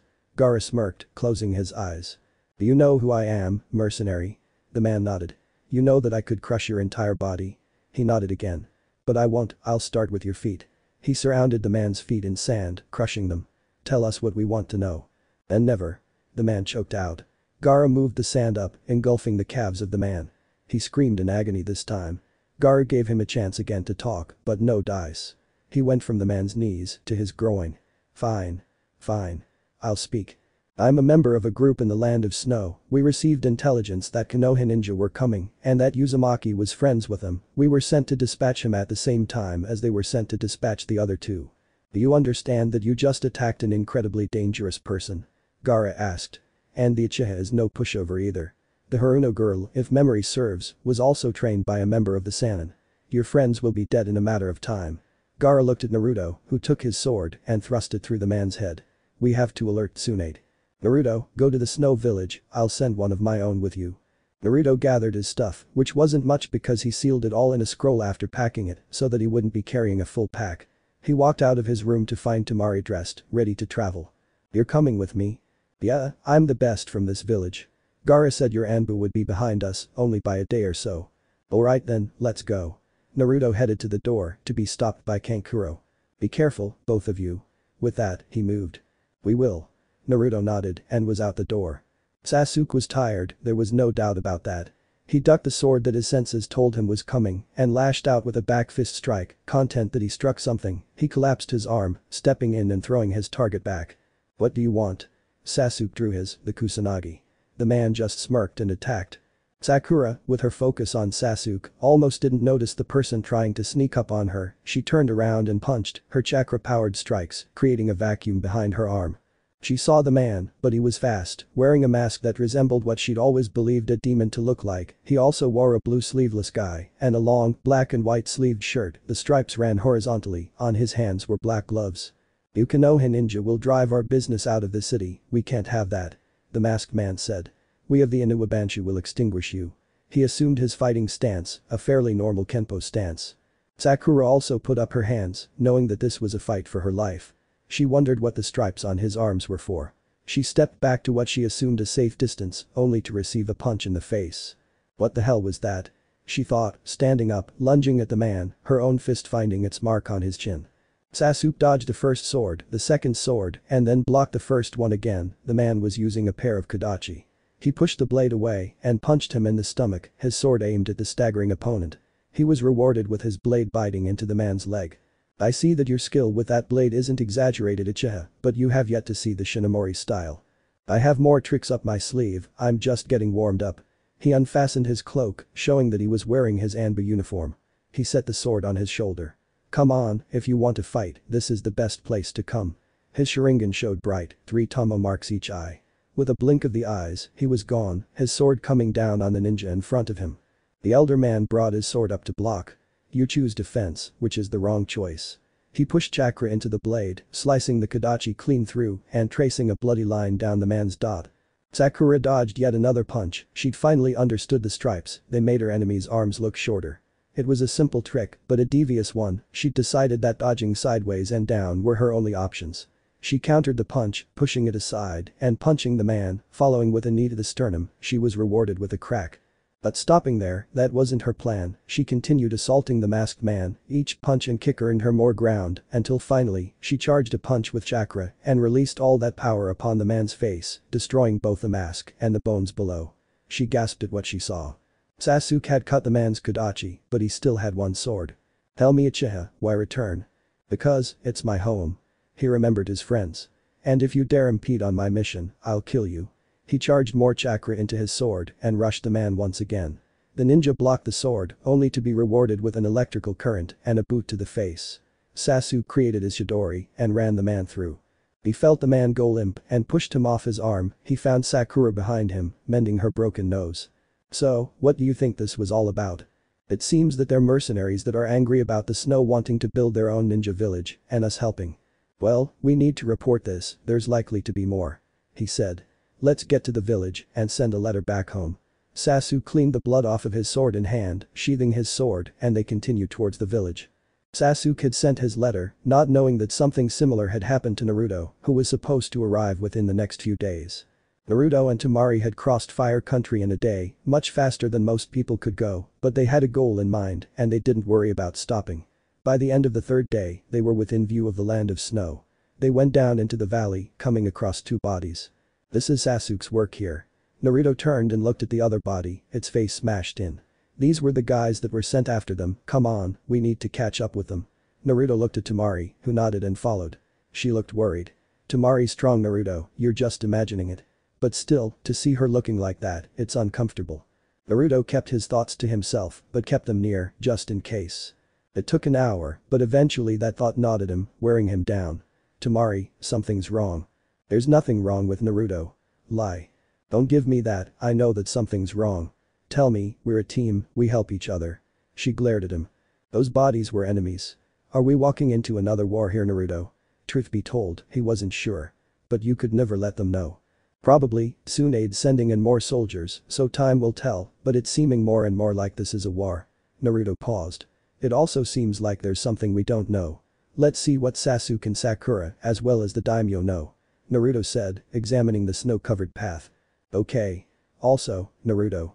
Naruto couldn't place his finger on it, but this didn't sound like the same Temari that he'd known before. "What is Temari?" I think that I've developed feelings for a person." Naruto raised his eyebrow. "Does this certain person happen to have blonde hair and blue eyes? As well as a godly body?" She blushed and wrapped her arms around his neck. Well Temari, I think that this certain person has feelings for you as well. He softly pressed his against her own, his arms around her body broke after a number of long seconds. Let's finish our discussion of this topic later, in the hotel. Naruto smiled and they finished their trek through the snow. Sasuke saw the ninja walk in, Naruto first peeked his head in. No one's in here are they? He then walked in. Okay Temari, it's safe. He looked at the Uchiha. Only back a month and they can't wait to get rid of you. He grinned. Yeah, but you weren't much better. Sasuke had been cleaning his sword. I believe you were in Konoha for only a week or two before they shipped you off. Yeah but they can't handle me there. He smirked. It's the same thing with Temari, they can't figure out what to do with her in Suna, but Tsunade doesn't want to keep her either. He made no attempt to dodge the slap in the head that came, he deserved it. But I guess it's safe to say that I'm the same way, Gaara kicked my ass out of sauna after only a month. Naruto, you don't know when to quit do you? Temari shook her head. Not a clue. Naruto admitted blithely. He dropped his pack and rolled his shoulders. He removed the guy he was wearing, leaving him clad in trousers. Their room was actually 2 rooms. So how are we going to divide the rooms? Shouldn't that be obvious? Sasuke raised his eyebrow. Nope, I think that you and Sakura would like some privacy, I know you came back for her. He smiled at Temari. Plus Temari and I have a conversation to finish. Fine, I guess you have control over the room distribution. Sasuke shrugged. Say, where is the cherry? Shower. Sasuke refitted his blade into the handle, pushing the pin back in with a mallet and all. He inspected his work and sheathed his sword when he was satisfied he'd done a good job. Ah, okay then, I'll let you two to your devices, I take it ours is the room is this half. Naruto pointed to the side they were on, a divider split the sleeping area in half. Sasuke nodded. Then I'm going to sleep. Naruto removed his boots and his equipment, setting his sword against a nightstand and his knives on top of it. The blonde ninja then shut the divider. Care to join me? He noticed the seals on the shutter that made the rooms individually soundproof. Temari happily obliged, removing all of her extra attire, leaving her clad in a pair of tight shorts and a t-shirt. Naruto himself wore only his boxers. Sasuke lay on the floor, trying to peek under the divider, no such luck, perhaps a small space near the wall. Sakura walked out of the shower in a yukata. What are you doing Sasuke? I want to know what they're doing over there, but I can't hear anything. Sakura shrugged, taking hold of the handle on the shutter and jerking it open, only to find a pair of blondes sleeping in each other's arms. There, now close it up and come on, we need to be up early. Sakura had to admit she was slightly jealous of Temari, who had someone who would willingly and openly share his love with her, even if the relationship was just becoming something enough to be called that. Sasuke seemed almost nervous to show affection. I'll teach him it's okay to show love. She lay down in the bed, soon feeling the weight of Sasuke laying next to her. Morning came and Naruto woke up first, gently waking Temari with a soft on the cheek, dressed in a ninja shizoku similar to his old one, only white, after which, he went to wake Sakura and Sasuke. He smiled about time for revenge for last night. He grasped the sides of the bed and with a powerful jerk, flipped the entire mattress over, eliciting a scream from both occupants. Naruto. Sakura's voice cried out. I'm gonna kill you. She got up and punched Naruto. His body is like stone. She felt the throbbing in her hand. Sasuke's raven-haired head poked out from under the bed. Naruto, you're going to regret that. Sasuke stood up, took his shirt off of the back of a chair, dressed again, and looked back at him. We're supposed to be going to train medics today, why don't you survey the regular forces here, see what they're useful for? Sasuke said, drawing his mask over his face, making his voice sound muffled.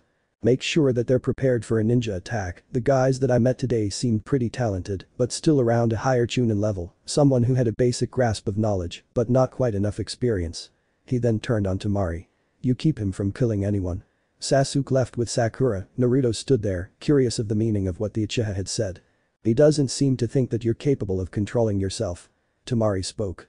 No, he knows I can, it's just that he wants to mess with me. It's a hobby of his, playing mind games. Naruto strapped his sword and knives on. He adjusted his mask so that it covered most of his face, but left his eyes and forehead uncovered, his hair hung down onto his forehead, while his eight dangled around his neck. Your hair looks better. Temari remembered what Naruto had said before. Keep it that way. You have to do it if you want me to. Naruto said. Let's go talk to Daimyo. Temari huffed in discontent as flicked one of her ponytails. The daimyo was a man of powerful stature, a strong torso, arms and neck, he was definitely of samurai upbringing, if the swords next to him didn't say it, his aura did. Sir, we'd like to assess your forces, what do you have ready at any given moment? Naruto asked. There are 100 infantrymen guarding the city at any one time, 50 more can be ready at the sound of a war trumpet, 45 cavalry are available, and 45 ninja are also available when the trumpet sounds. However, we have 100 or so who have pledged loyalty to us, many of whom do missions to bring in funds for our military purposes. Daimyo explained. Your force is well sized for such a small country. Naruto said. What of this Inuibanshu? I've heard that they reside in your country. The man suddenly looked very nervous and his tone became hushed. You see, they moved their headquarters here around a year ago. When the Sound Village fell, their force was composed of ninja, around 300 or so. Our plan, once your friend is finished training our medics, was to attack their headquarters. Naruto nodded, understanding.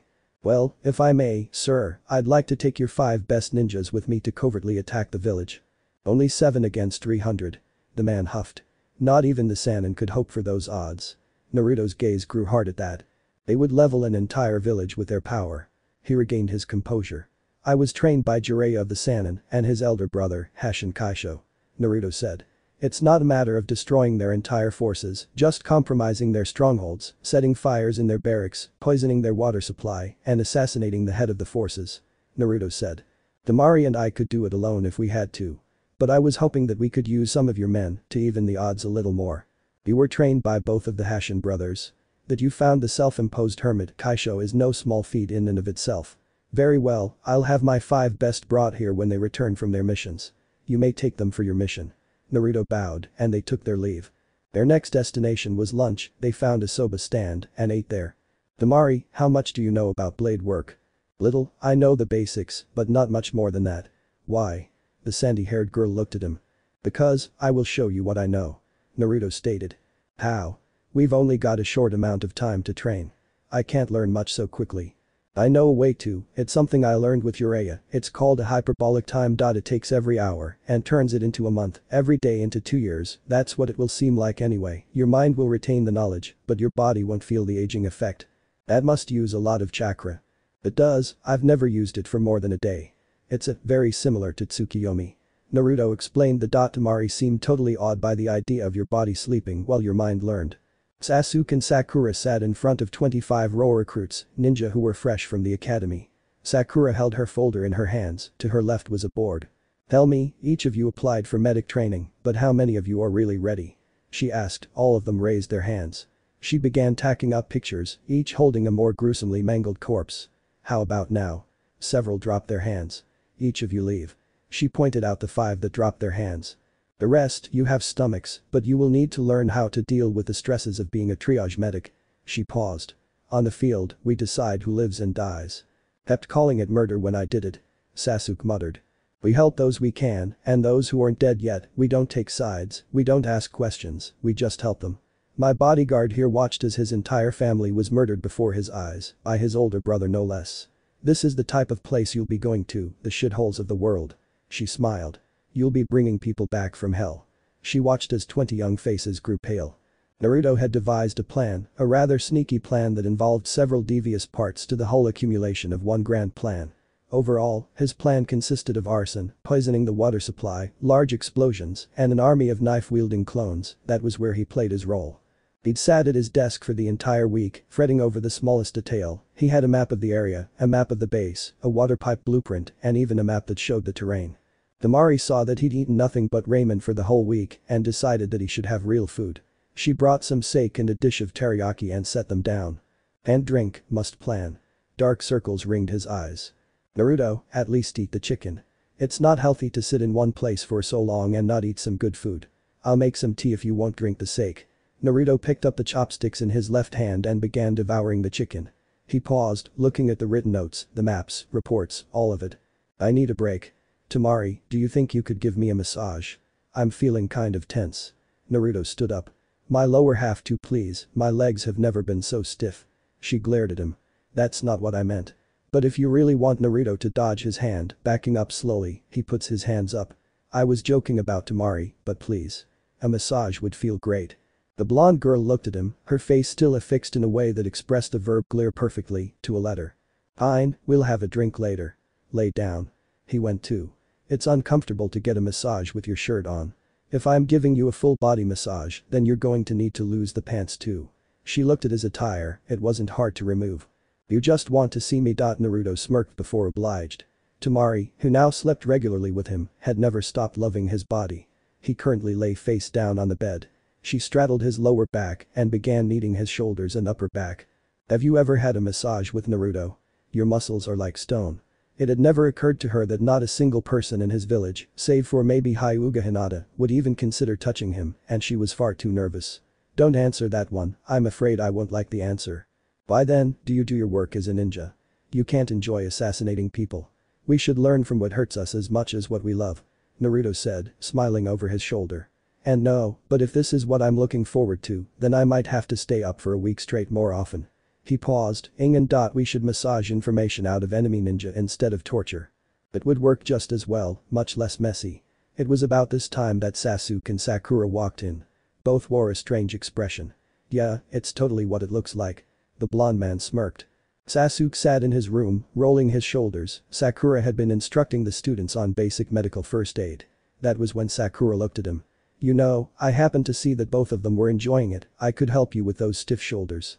She walked over to him straddling his lap, she placed her hands on his shoulders. But it's gonna cost you. Sasuke raised an eyebrow, his equivalent to how much? You have to. She brought her close to his ear. Give me a full body massage. She whispered. His eyes widened. You mean? All of you? Sakura nodded. Every single inch of me. Her words held a seductive tone. Sasuke's face became a soft smile. I think I can manage that one. And he sat back to enjoy the hands kneading his sore muscles. Thank the gods for the weekend. Morning found both Sasuke and Naruto clad in pants alone, cooking breakfast for the four of them. So? Naruto asked. So what? Sasuke knew what Naruto wanted. How was it? He saw the eyebrow raise. You know what I'm asking about. Sakura is a very persuasive girl, and I happen to know that she has a bit of a perverted streak. Let me guess, full body massage. Sasuke's eyes widened in disbelief. Good job, Sasuke, you've done the deed.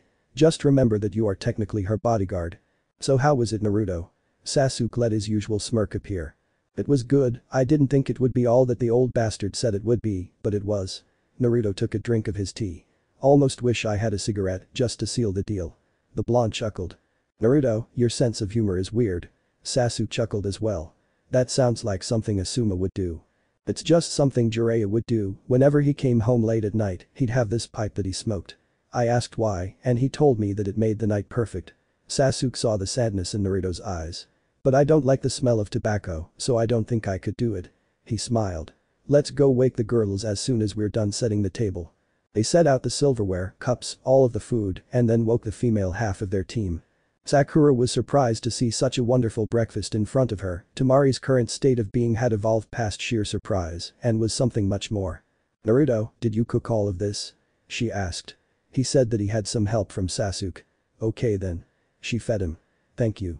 She walked over to Sasuke and gave him a cheek. Thank you as well, Sasuke-kun. Sakura's expression was a mixture of confusion and anger at the blonde girl forcing her boyfriend. That was unusual. Not in Suna. There is a tradition, or practice. Naruto began. After certain activities of the night, a man makes breakfast for his lover, and if she's content with the breakfast and previously mentioned activities, then she'll give the man a dot. Sakura blushed profusely, and once again, the confusion was evident on her face. So you're saying that you and her did these activities? Naruto nodded. Then why did she kill Sasuke? He helped cook breakfast. Sakura, you should give Sasuke, or else I might have to steal him from you. Temari smiled slyly. Sakura walked over to the raven-haired man and placed her firmly against his own. So you guys had to. Temari smirked at the blush that graced their faces. And no, I mean maybe. Sakura stammered out. Yes, Temari-chan, we did. Sasuke stated. And Naruto told me of this practice when he woke me up, that's why I helped. Sakura simply looked indignant as she took her seat. Well, since you're my boyfriend, does that mean I have to, Naruto? Sasuke was unsure of whether it was eagerness or the opposite that he heard in her voice. Temari shrugged. It's up to you, or him I guess, if he decides it's worth whatever you might do to him, then he might claim it. She paused, looking at Naruto. I should also say that this is meant to be a bond of trust second only to that of marriage. Sakura blanched. Are you saying that you basically just engaged yourself to Sasuke? No, I'm saying that he is the only one I trust with my life other than Naruto. She stated as she took a drink of her tea. If you don't want Naruto, that's fine. She once again smiled. It's just more for me. Sakura was not one to accept embarrassment. She looked at Naruto, uncertainty on her face as she bit her lower lip. It's Naruto, he saved my life, why shouldn't I trust him with my life? She thought. Because you're afraid of your ability to control yourself with him. The other half of her mentality said. The half that was never wrong about her feelings. No. I have Sasuke, I'll always stay faithful to him.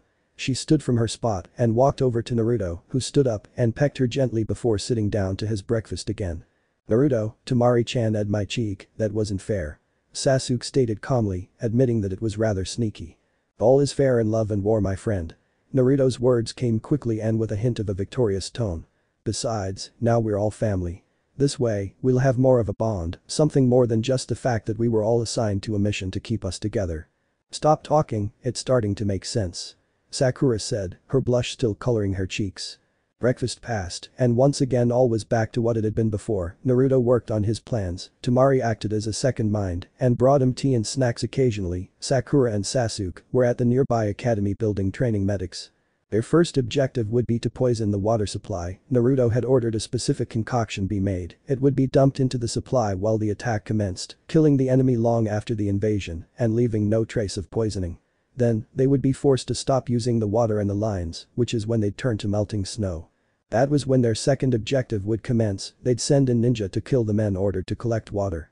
After that, they would disguise themselves as the men ordered to collect and go around as those men, placing explosives, and then, they'd get the hell out of the main building, destroy the second building, which ran parallel to the first one, and destroy it. That second building was the armory. What better way to hinder a force than to destroy its armory? Third and finally, they'd let the enemy trail them, killing them as they trailed a faction of their group, while 3 of them killed from behind. Naruto's clones would then attack them at the flanks, which would force them to turn and run back to their base, which would be destroyed by the explosive notes planted all throughout the building. The 2-week-long operation went off exactly as it was supposed to. 145 enemy casualties was a successful mission. Naruto and Temari were currently sitting in the meeting room with the daimyo. You're saying that your mission went off without a hitch? Are you sure you did as much damage as you say you have? I want to make sure that I won't be hearing about the Inuwabanshu again after I wipe them out. Yes sir, I stayed behind and ran some recon. The ninja at the remains of the fortress said that we cost them as many lives. And we also destroyed almost all of their weapons. They are now limited to their personal effects, consisting mostly of kunai and a few ninja too. Good, you have done well. When your friend Haruno Sakura is done training those medics in 9 months, we will attack their base. And we will annihilate them. The daimyo planted his fist into his palm to accentuate his words. 9 months later. Sakura looked at her graduating class of 25 medics. Several of them lacked the chakra reserves or the necessary control to be medics. Many had also washed out, not having the will. They were trained as best as they could be in the 9 months she'd been given to train them, which was slightly longer than standard Konoha medic training of 8 months.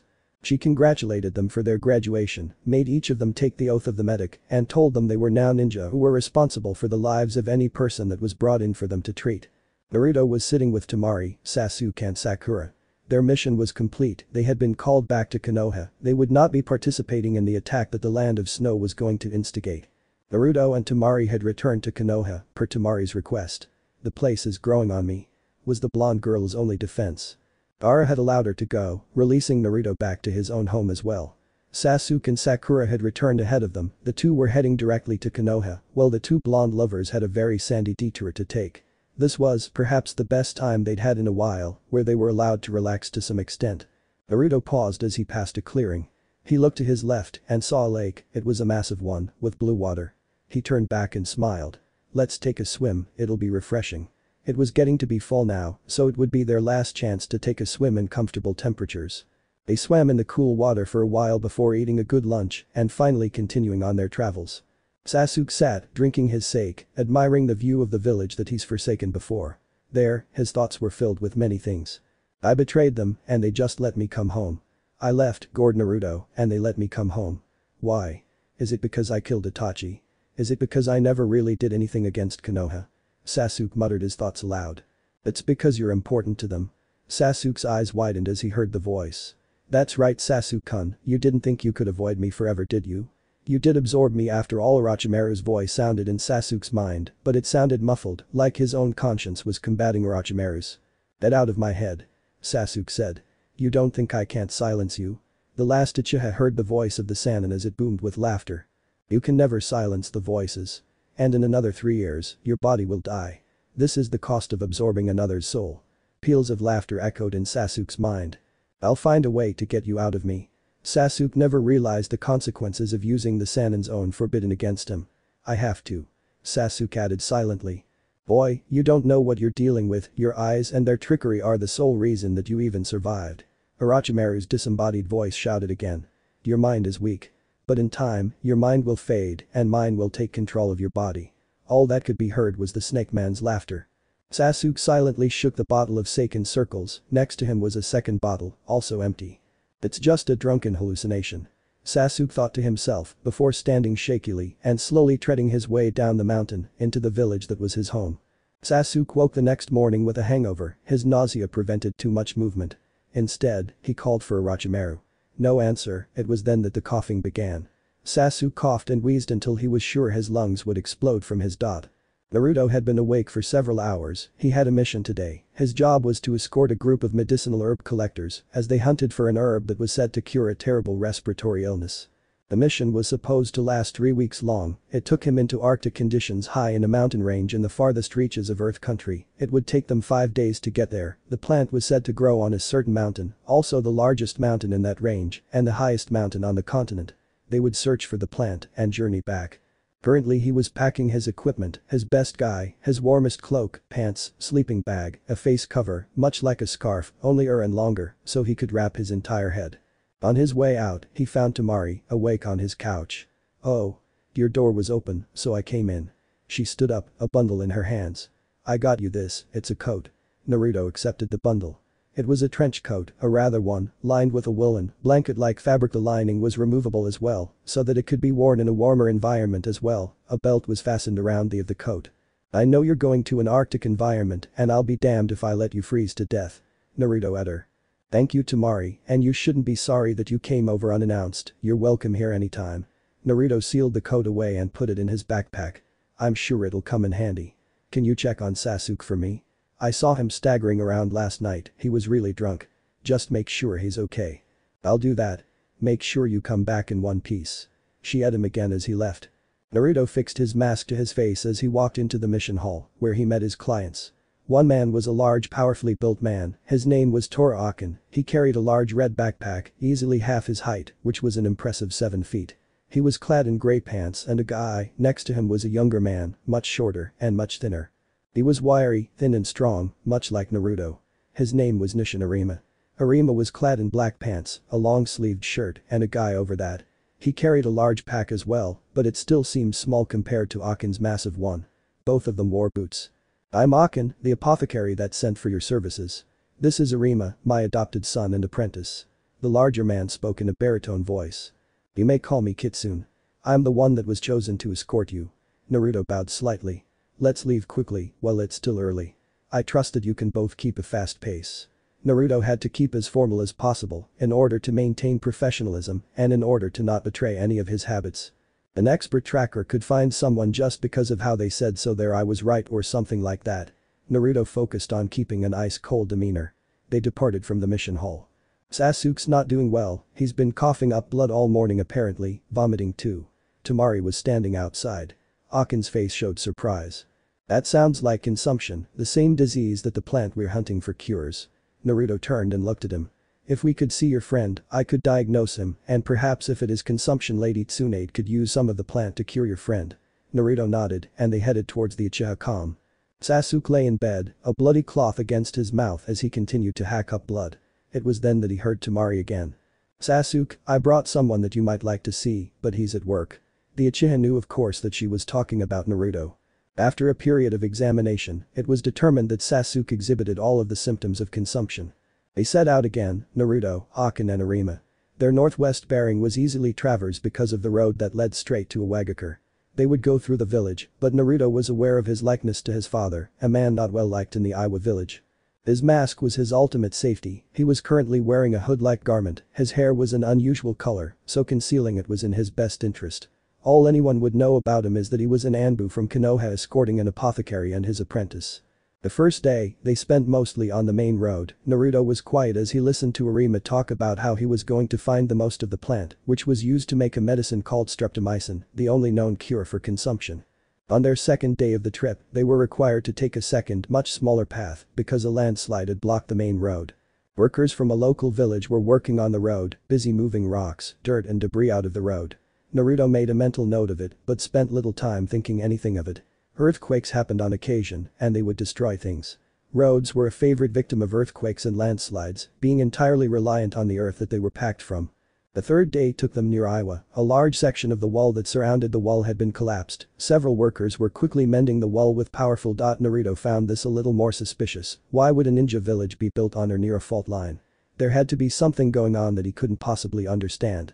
He would find out inside the village. Hopefully he could learn something about the mountains he was going into, get some last-minute equipment, and perhaps hear a good story of two. That would come later though. First they had to procure a dwelling for the night. They found it in a traveler's inn, which gave them a good price for lodging, as well as good locations at which they might find information.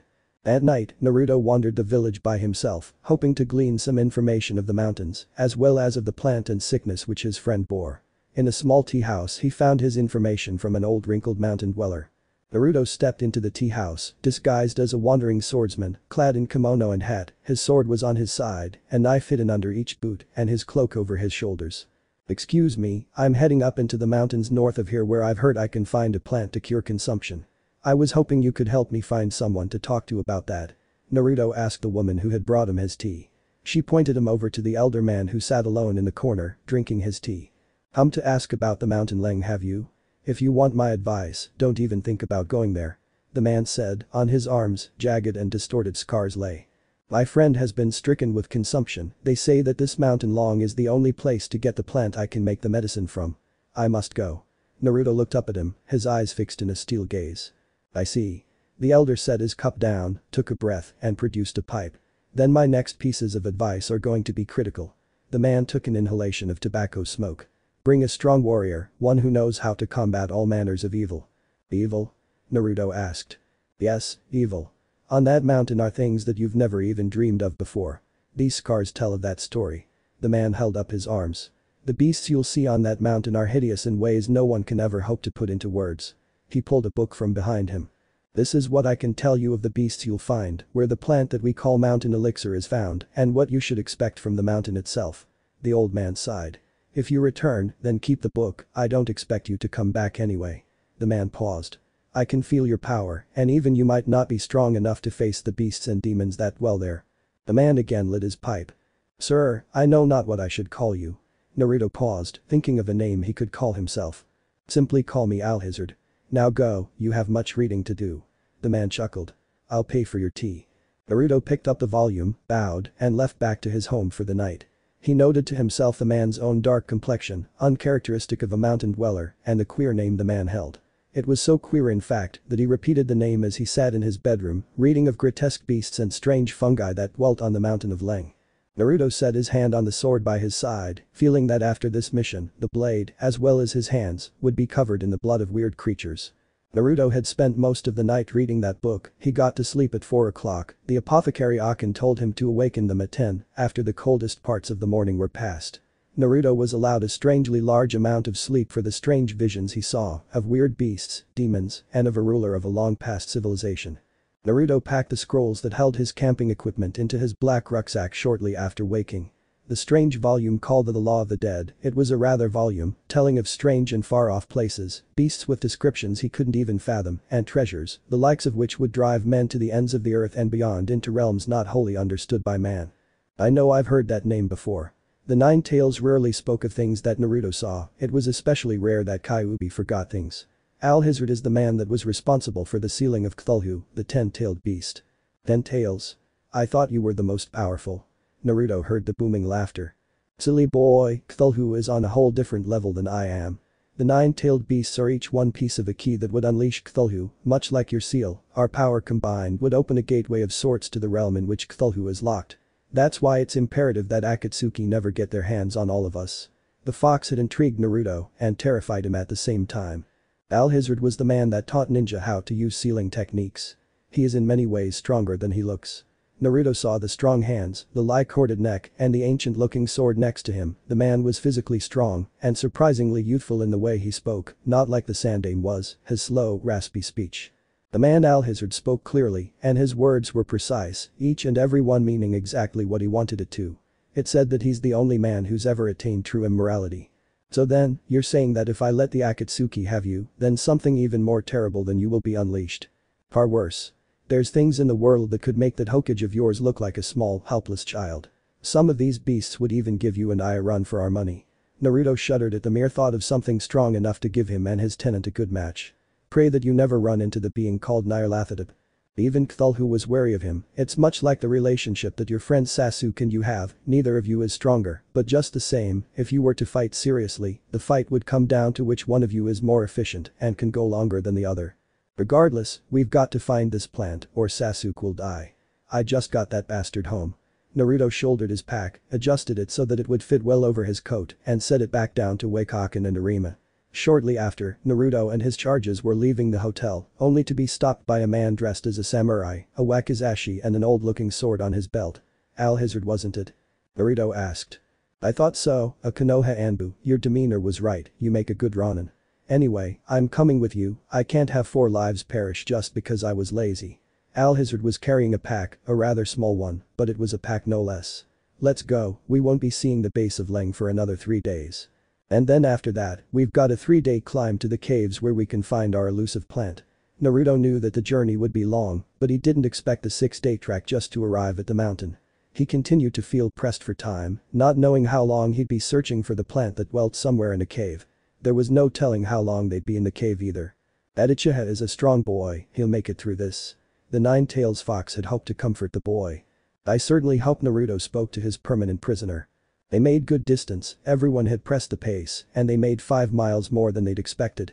The second day, the entire group entered the mountain range that must be crossed in order to reach Leng, the dreaded mountain in which the Law of the Dead spoke of. Soon, regarding the book. Alhazred started, they were sitting around the campfire, Akin and Arima had already gone to sleep. You bear one of the 9-tailed beasts, don't you?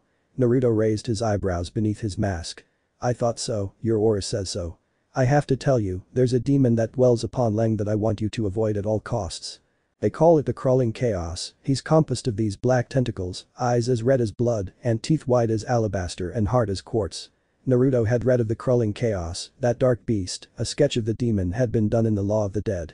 If we do run into the beast, let me take care of him. That sword looks very old. May I ask about the origins of it? Naruto pointed to the sword beside the man. The man chuckled, picking up the sword he drew. The blade was shaped as a katana, but twice as wide and 3 times as matte black was its color. The hilt was shaped as a manji, a symbol for luck and well-being. The handle was wrapped in cord and ended in a round quartz stone, shined and polished to a sheen. The blade's name was Soul Splitter. The sword was found in a temple to some foreign god they called Nyarlathotep. Naruto heard the name Nyarlathotep and shuddered. The 9 Tails said that Nyarlathotep was the only being to ever best Cthulhu in combat. Nyarlathotep is indeed a strong being, but I know nothing of his battle with Cthulhu. This sword was said to be the blade that destroyed the god. Alhazred sheathed the sword. I only hope that we don't run into the Shoggoth, swords and other blades don't work on them. The elder man explained that the Shoggoth were great gelatinous creatures, much like a white blood cell, it consumed its prey and crushed it into pieces. Legends told of how they used to be slaves to the Elder Ones, but revolted, at which time, naught was known of the location of them. Some were said to have returned to the sea, where their homes were, others were said to make caves their homes, while even more were frozen in glaciers and Arctic weather. But of all the weird creations I laid eyes on, the ones called Mygo were the worst, the least formidable, but the most terrible to see. Mygo were spoken of in the Law of the Dead, gigantic insect-like creatures, with 6 crab-like claws, all of their joints bending away from the head, towards the large lizard-like tail. On its back were 4 fins arranged in 2 parallel rows. Above those fins that seemed to have no real use, 2 monstrous fleshy wings rested. The head of the monstrosity was a head that resembled a centipede's. 3 eyes were present on its face, as well as antennae scattered across the head and face. Alhazred also explained that its skin was tough as a clam's shell, and the only soft spots were its joints. He's telling you to dismember these things. Kyuubi chuckled. They're not massive, perhaps about 5 feet in length, maybe more, but they are fearsome fighters. Alhazred smiled as he pulled out his pipe. The explanation of different things that were said to lurk in the caves of Leng went on into the night. More stories were also included, each of which was included in the strange book that Naruto now carried on his person. Pictures were drawn of weird beings with strange proportions. Many things that were drawn were very similar to marine life and insects. The drawing done of Cthulhu showed a great beast on two legs, with arms as massive trees, great membranous wings spread from its back, and it appeared to bear a squid-like head, bearing innumerable tentacles. On each of its fingers and toes were great claws, described by Alhazred as designed for cutting and piercing.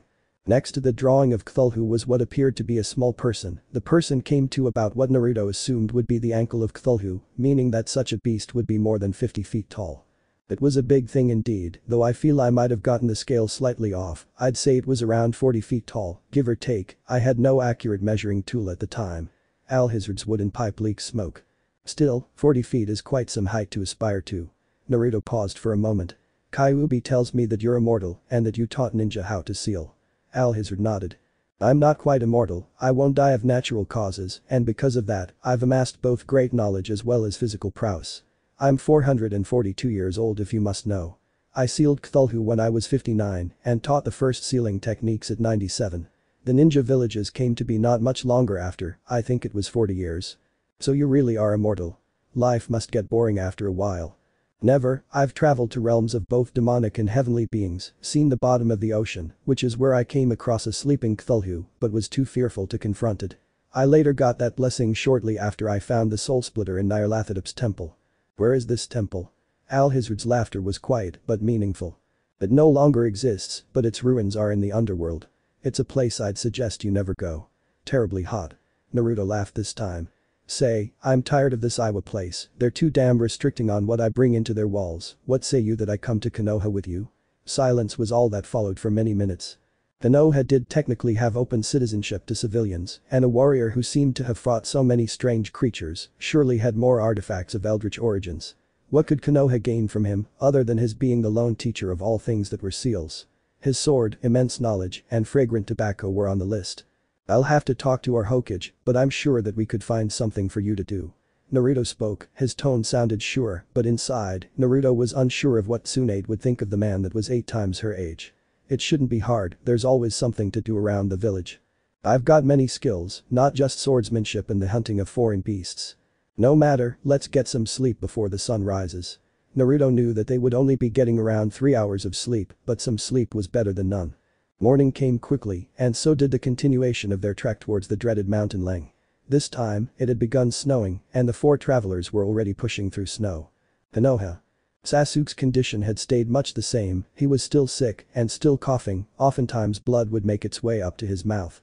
Sakura sat next to him, making him as comfortable as possible. Temari was out getting tea for Sasuke, his favorite was green tea, which was said to have curative properties, especially for respiratory diseases. Many of the Uchiha's teammates had heard of his illness, both his former teammates and the soldiers throughout the village. Rock Lee was walking home, carrying groceries when he heard it. A man who he knew to be a Jounin was sitting at a tea stand. That Uchiha is sick with consumption. Sounds like we'll finally be rid of that damn Uchiha family. Lee approached the man, grabbed his shirt and threw him to the hard dirt. Sasuke is an honorable man. Don't you dare speak slander of him. The man stood up. I'll say what I want about whomever I please, you pathetic excuse for a ninja. In a flash, the man's nose was broken by the iron fist that smashed it with such power that he was sent rolling. You're the pathetic excuse for a ninja, with no honor. Lee sensed the man's friend and ducked as a sword passed right through where his neck would have been. An elbow to the sternum and a right cross later, that man was laying flat on his back, unconscious. He walked over to the man who was still standing up, grabbed his hair, and pulled him to his feet, only to knock him down with a savage fist. Seeing the blood that he'd drawn, he stopped. What's going on here? 3 Anbu arrived on the scene. Lee explained the situation. I see, it's unfortunate that these men can't be prosecuted. Sasuke was always a great ninja. He is still a great ninja. Naruto is going to the mountain of Leng in northern Iowa to get a plant that can cure Sasuke's consumption. Then he will return to his previous strength and restore the honor of the Uchiha clan. Lee, your friends are very fortunate to have you. These 2 will be taken to the hospital and warned to be careful what they say and to whom they say it. Thank you Nico-san. Lee bowed and picked up his groceries. The consumption was stirring up trouble outside of Sasuke and Naruto's lives, but village-wide, the Uchiha was a very liked man by most, even branded as a traitor. Currently 2 fights were going on, Naruto was fighting the harsh mountain elements, and Sasuke was fighting for his life. Naruto, Harima, Akin and Alhazred had traveled for 3 days, and now before them stood the wretched mountain Leng. The summit was obscured by a large plateau, for it was a clear day, and one could see for miles around. The plateau itself stood atop quite a long hike, a day's trip for anyone but the most experienced climbers. To those that stood before the mountains as the only humans for several miles around, it would take half a day, perhaps 3/4 of the day. They made camp at the base of the mountain and stayed there until dawn before packing up and moving upwards into higher elevation. Naruto stood behind Alhazred, in front of Arima, and Aachen stood farthest back. The landscape was split by crevices, the ground strangely clear of much snow, as if someone had swept it into large piles at no particular interval. The cave we're searching for is about 200 feet short of the summit. Alhazred said. He possessed a great knowledge of the mountain Leng and many other forbidden places in the world. Aachen was apprehensive. Something didn't feel right about the mountain, he felt as if he was being watched. Never one to pay too much attention to his surroundings, he wondered why he felt this way. It seemed as if 100 pairs of eyes were watching him from the crevices around him. Naruto's senses were extended to their limits, he sensed presences all around, beneath him, in front of him. It seemed as if the very mountain was alive, its own soul projecting terror upon any who could sense it. Naruto could feel behind him, Aachen's fear. Aachen. He heard the man jump. It's fine. The mountain has its own presence it seems. Nothing will be jumping from the snow to harm you. The Anbu ninja was right in a sense, nothing did jump from the snow, but rather it burst from the crevice that they stepped over, a gigantic amorphous blob with pseudopodia-like tendrils, it gripped onto Aachen's massive trunk. Naruto began running through hand signs. Fire arts. Fireball. It was a very similar jutsu to the Uchiha's infamous grand fireball technique, but on a much smaller scale. The blaze was closer to the size of a large dog and hit the amorphous being with a sizzling sound and the smell of burning flesh. He was right Aachen, nothing came from the snow, instead it jumped from the crevice. Alhazred smiled. That's a Shoggoth, definitely would have put you in a world of hurt. He walked over to the large burning mass of flesh-like substance. There's definitely going to be more of them. We need to be more careful. The group continued on, the smell of burned flesh still heavy in their nostrils for nearly a mile. A half a day later, camp was being made, a simple camp of a pair of tents and a fire pit. The camp was placed at the foot of the massive plateau, which looked to have a footpath about 1.5 feet wide, winding its way up the side. Naruto sat near the fire, embracing the warmth. Temperatures in the mountains fell to -45 degrees Fahrenheit, some of the coldest that man could stand for any extended length of time. The fire was quite large, enough for all 4 people to stay warm around the fire. Naruto stared into the cold, black night around him and felt more determined than ever to save his friend's life. He was the only one who was assigned to the mission, and as such, he was the only one to keep watch. Staying up for days on end was no problem. It was the fact that it would only get more and more dangerous as he got higher, the cliffs more precarious and the beasts more dangerous, his nerves would fray, his reflexes would dull, and his sword would slow. Naruto knew he could catch a moment of sleep when Alhazred woke up, which he was relying on to guide their mission. This man is strangely helpful, don't you think? I think that he doesn't want to see Cthulhu rise again. I would hate for such a damnable beast like that to tear apart my village. You mean like I did? The fox sounded neither offended nor proud, but both. I won't say I don't regret it, but I can't say I do either. I won't say I don't regret having you sealed in me either. But I can't say I like it either. Naruto was suddenly made aware of a dark presence, several of them in fact. When he looked around, he saw nearly a dozen emaciated and winged forms. The humanoid forms all carried claws and sharp fangs, rather than normal teeth and nails. The skin that covered their bodies was black and dark. The Dark Young was their name. Naruto rose, his knives already drawn. In a burst of movement, the first of the Dark Young was slashed through the other 9 all lunged, but the chaos of 9 bodies trying to heap themselves on one caused an opening to allow Naruto to escape. Clearly you guys aren't very smart. Naruto smirked beneath his mask. He saw 2 of the beasts lunge at him, he jumped over one and landed behind it. Turning, he kicked it across the head, the bones of its head were crushed beneath Naruto's metal shin armor. With a step forward and a push kick, he knocked the other attacker away. Another step forward and a slash of a knife, and a single head rolled. It was at that moment that he realized that 3 of the dark beasts had taken flight. He had no bow to shoot them down, and kunai flew too slow to hit them in the air.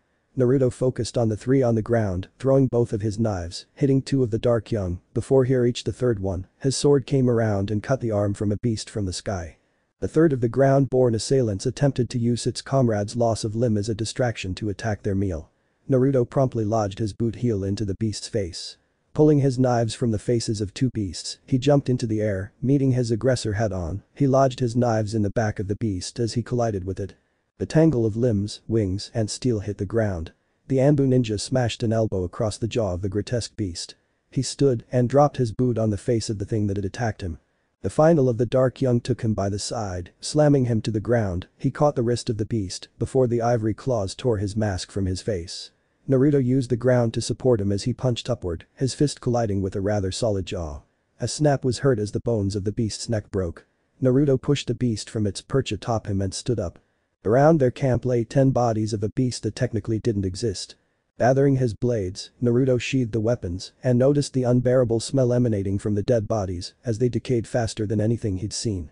In a matter of mere minutes, the bodies of the 10 beasts had decayed entirely. Strange. Was all Naruto said before returning to his post to watch for more enemies. Alhazred exited his tent to smoke his pipe. He saw Naruto sitting there in his previous spot. Sounded like you had a bit of a scuffle before. Alhazred sat down. Get some sleep, I'll wake you up an hour after dawn when the other two get up. Naruto woke up when Alhazred shouted. In a few short seconds, he was outside and saw that nothing was wrong. Good, I figured that would wake you up. Alhazred was smoking his pipe and boiling off some snow to make tea. After a quick breakfast, they continued their trek up the dangerously cold mountain. Their movement and a canteen full of a strange tea that Alhazred had made kept them from hypothermia. The 4 travelers continued on their way up the mountain trail, the narrow, spiraling trail that carried them all the way up to the top of the plateau. Kitsune, the Dark Young you fought, how many of them were there? Alhazred asked. A trifle of an edge was in his voice. There was 10. Naruto answered. Why? Because the Dark Young travel in groups of 15 to 20 usually. They've been called night gaunts because they only come out at night. So expect more of them tonight. Alhazred spoke almost carefully, as if each word was planned before he spoke it. They'll likely be tracking us, since you undoubtedly have the smell of their clan on you. I killed 10 yesterday, 5 or 10 more wouldn't be a problem. They're bringing friends, no doubt. If one night gaunt sees another tracking game, it'll follow. This happens until there's dozens of them. The old man spoke. You and I will sleep in shifts tonight, you take the second half of the night. Since that's when they came last night. Alhazred saw Akin and Arima with their faces showing fear. We're gonna get that plant for your friend, come hell or high water. Alhazred's words were a small comfort for everyone there. The hike up the side of the plateau lasted for the entire day, all the way until nighttime. Naruto was set to take the second watch. He watched the fire as he ate his simple dinner when his senses picked up a noise. Alhazred, did you hear that? Naruto picked up his sword. I think we've got company, you two.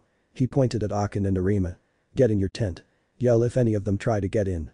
Soon, lightning struck, and with the lightning, a great beast with red eyes, black skin, and claws as dark as its skin appeared. With the thunder, its roar. Naruto acted without thinking and began Hand Seal's 9 Tails Phantom. Release. The red mist enveloped him quickly. 9 ethereal tails formed behind him, the mist took the form of the fox. Well, I wish I could do that. Alhazred drew his sword, for he sensed 100 different presences, each as evil as the next. Well, I guess that I'm on my own then.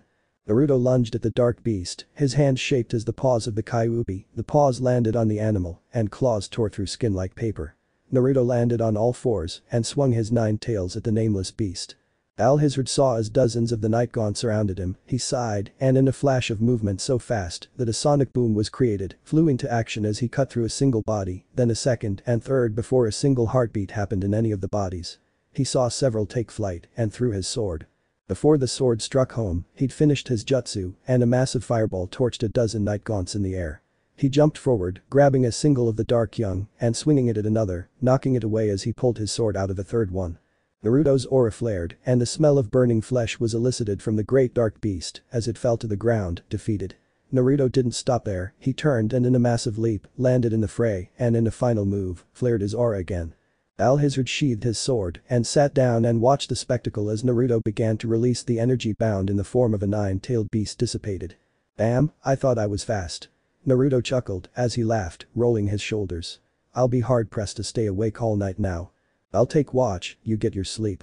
Alhazred pulled out his pipe. You did good Naruto, the bigger beast was a different type of Dark Young, a much stronger kind. Well, I'm going to sleep. Wake me up if we have any more guests. Naruto ducked inside his tent and crawled into his sleeping bag. Thanks for watching this video. If you really enjoy this video, like, subscribe and comment down below and turn on that bell notification. Don't forget to support and follow the 62,635,377 for writing that awesome fanfic, and also make sure to comment on this story, link in the description. See you in the next video. Goodbye.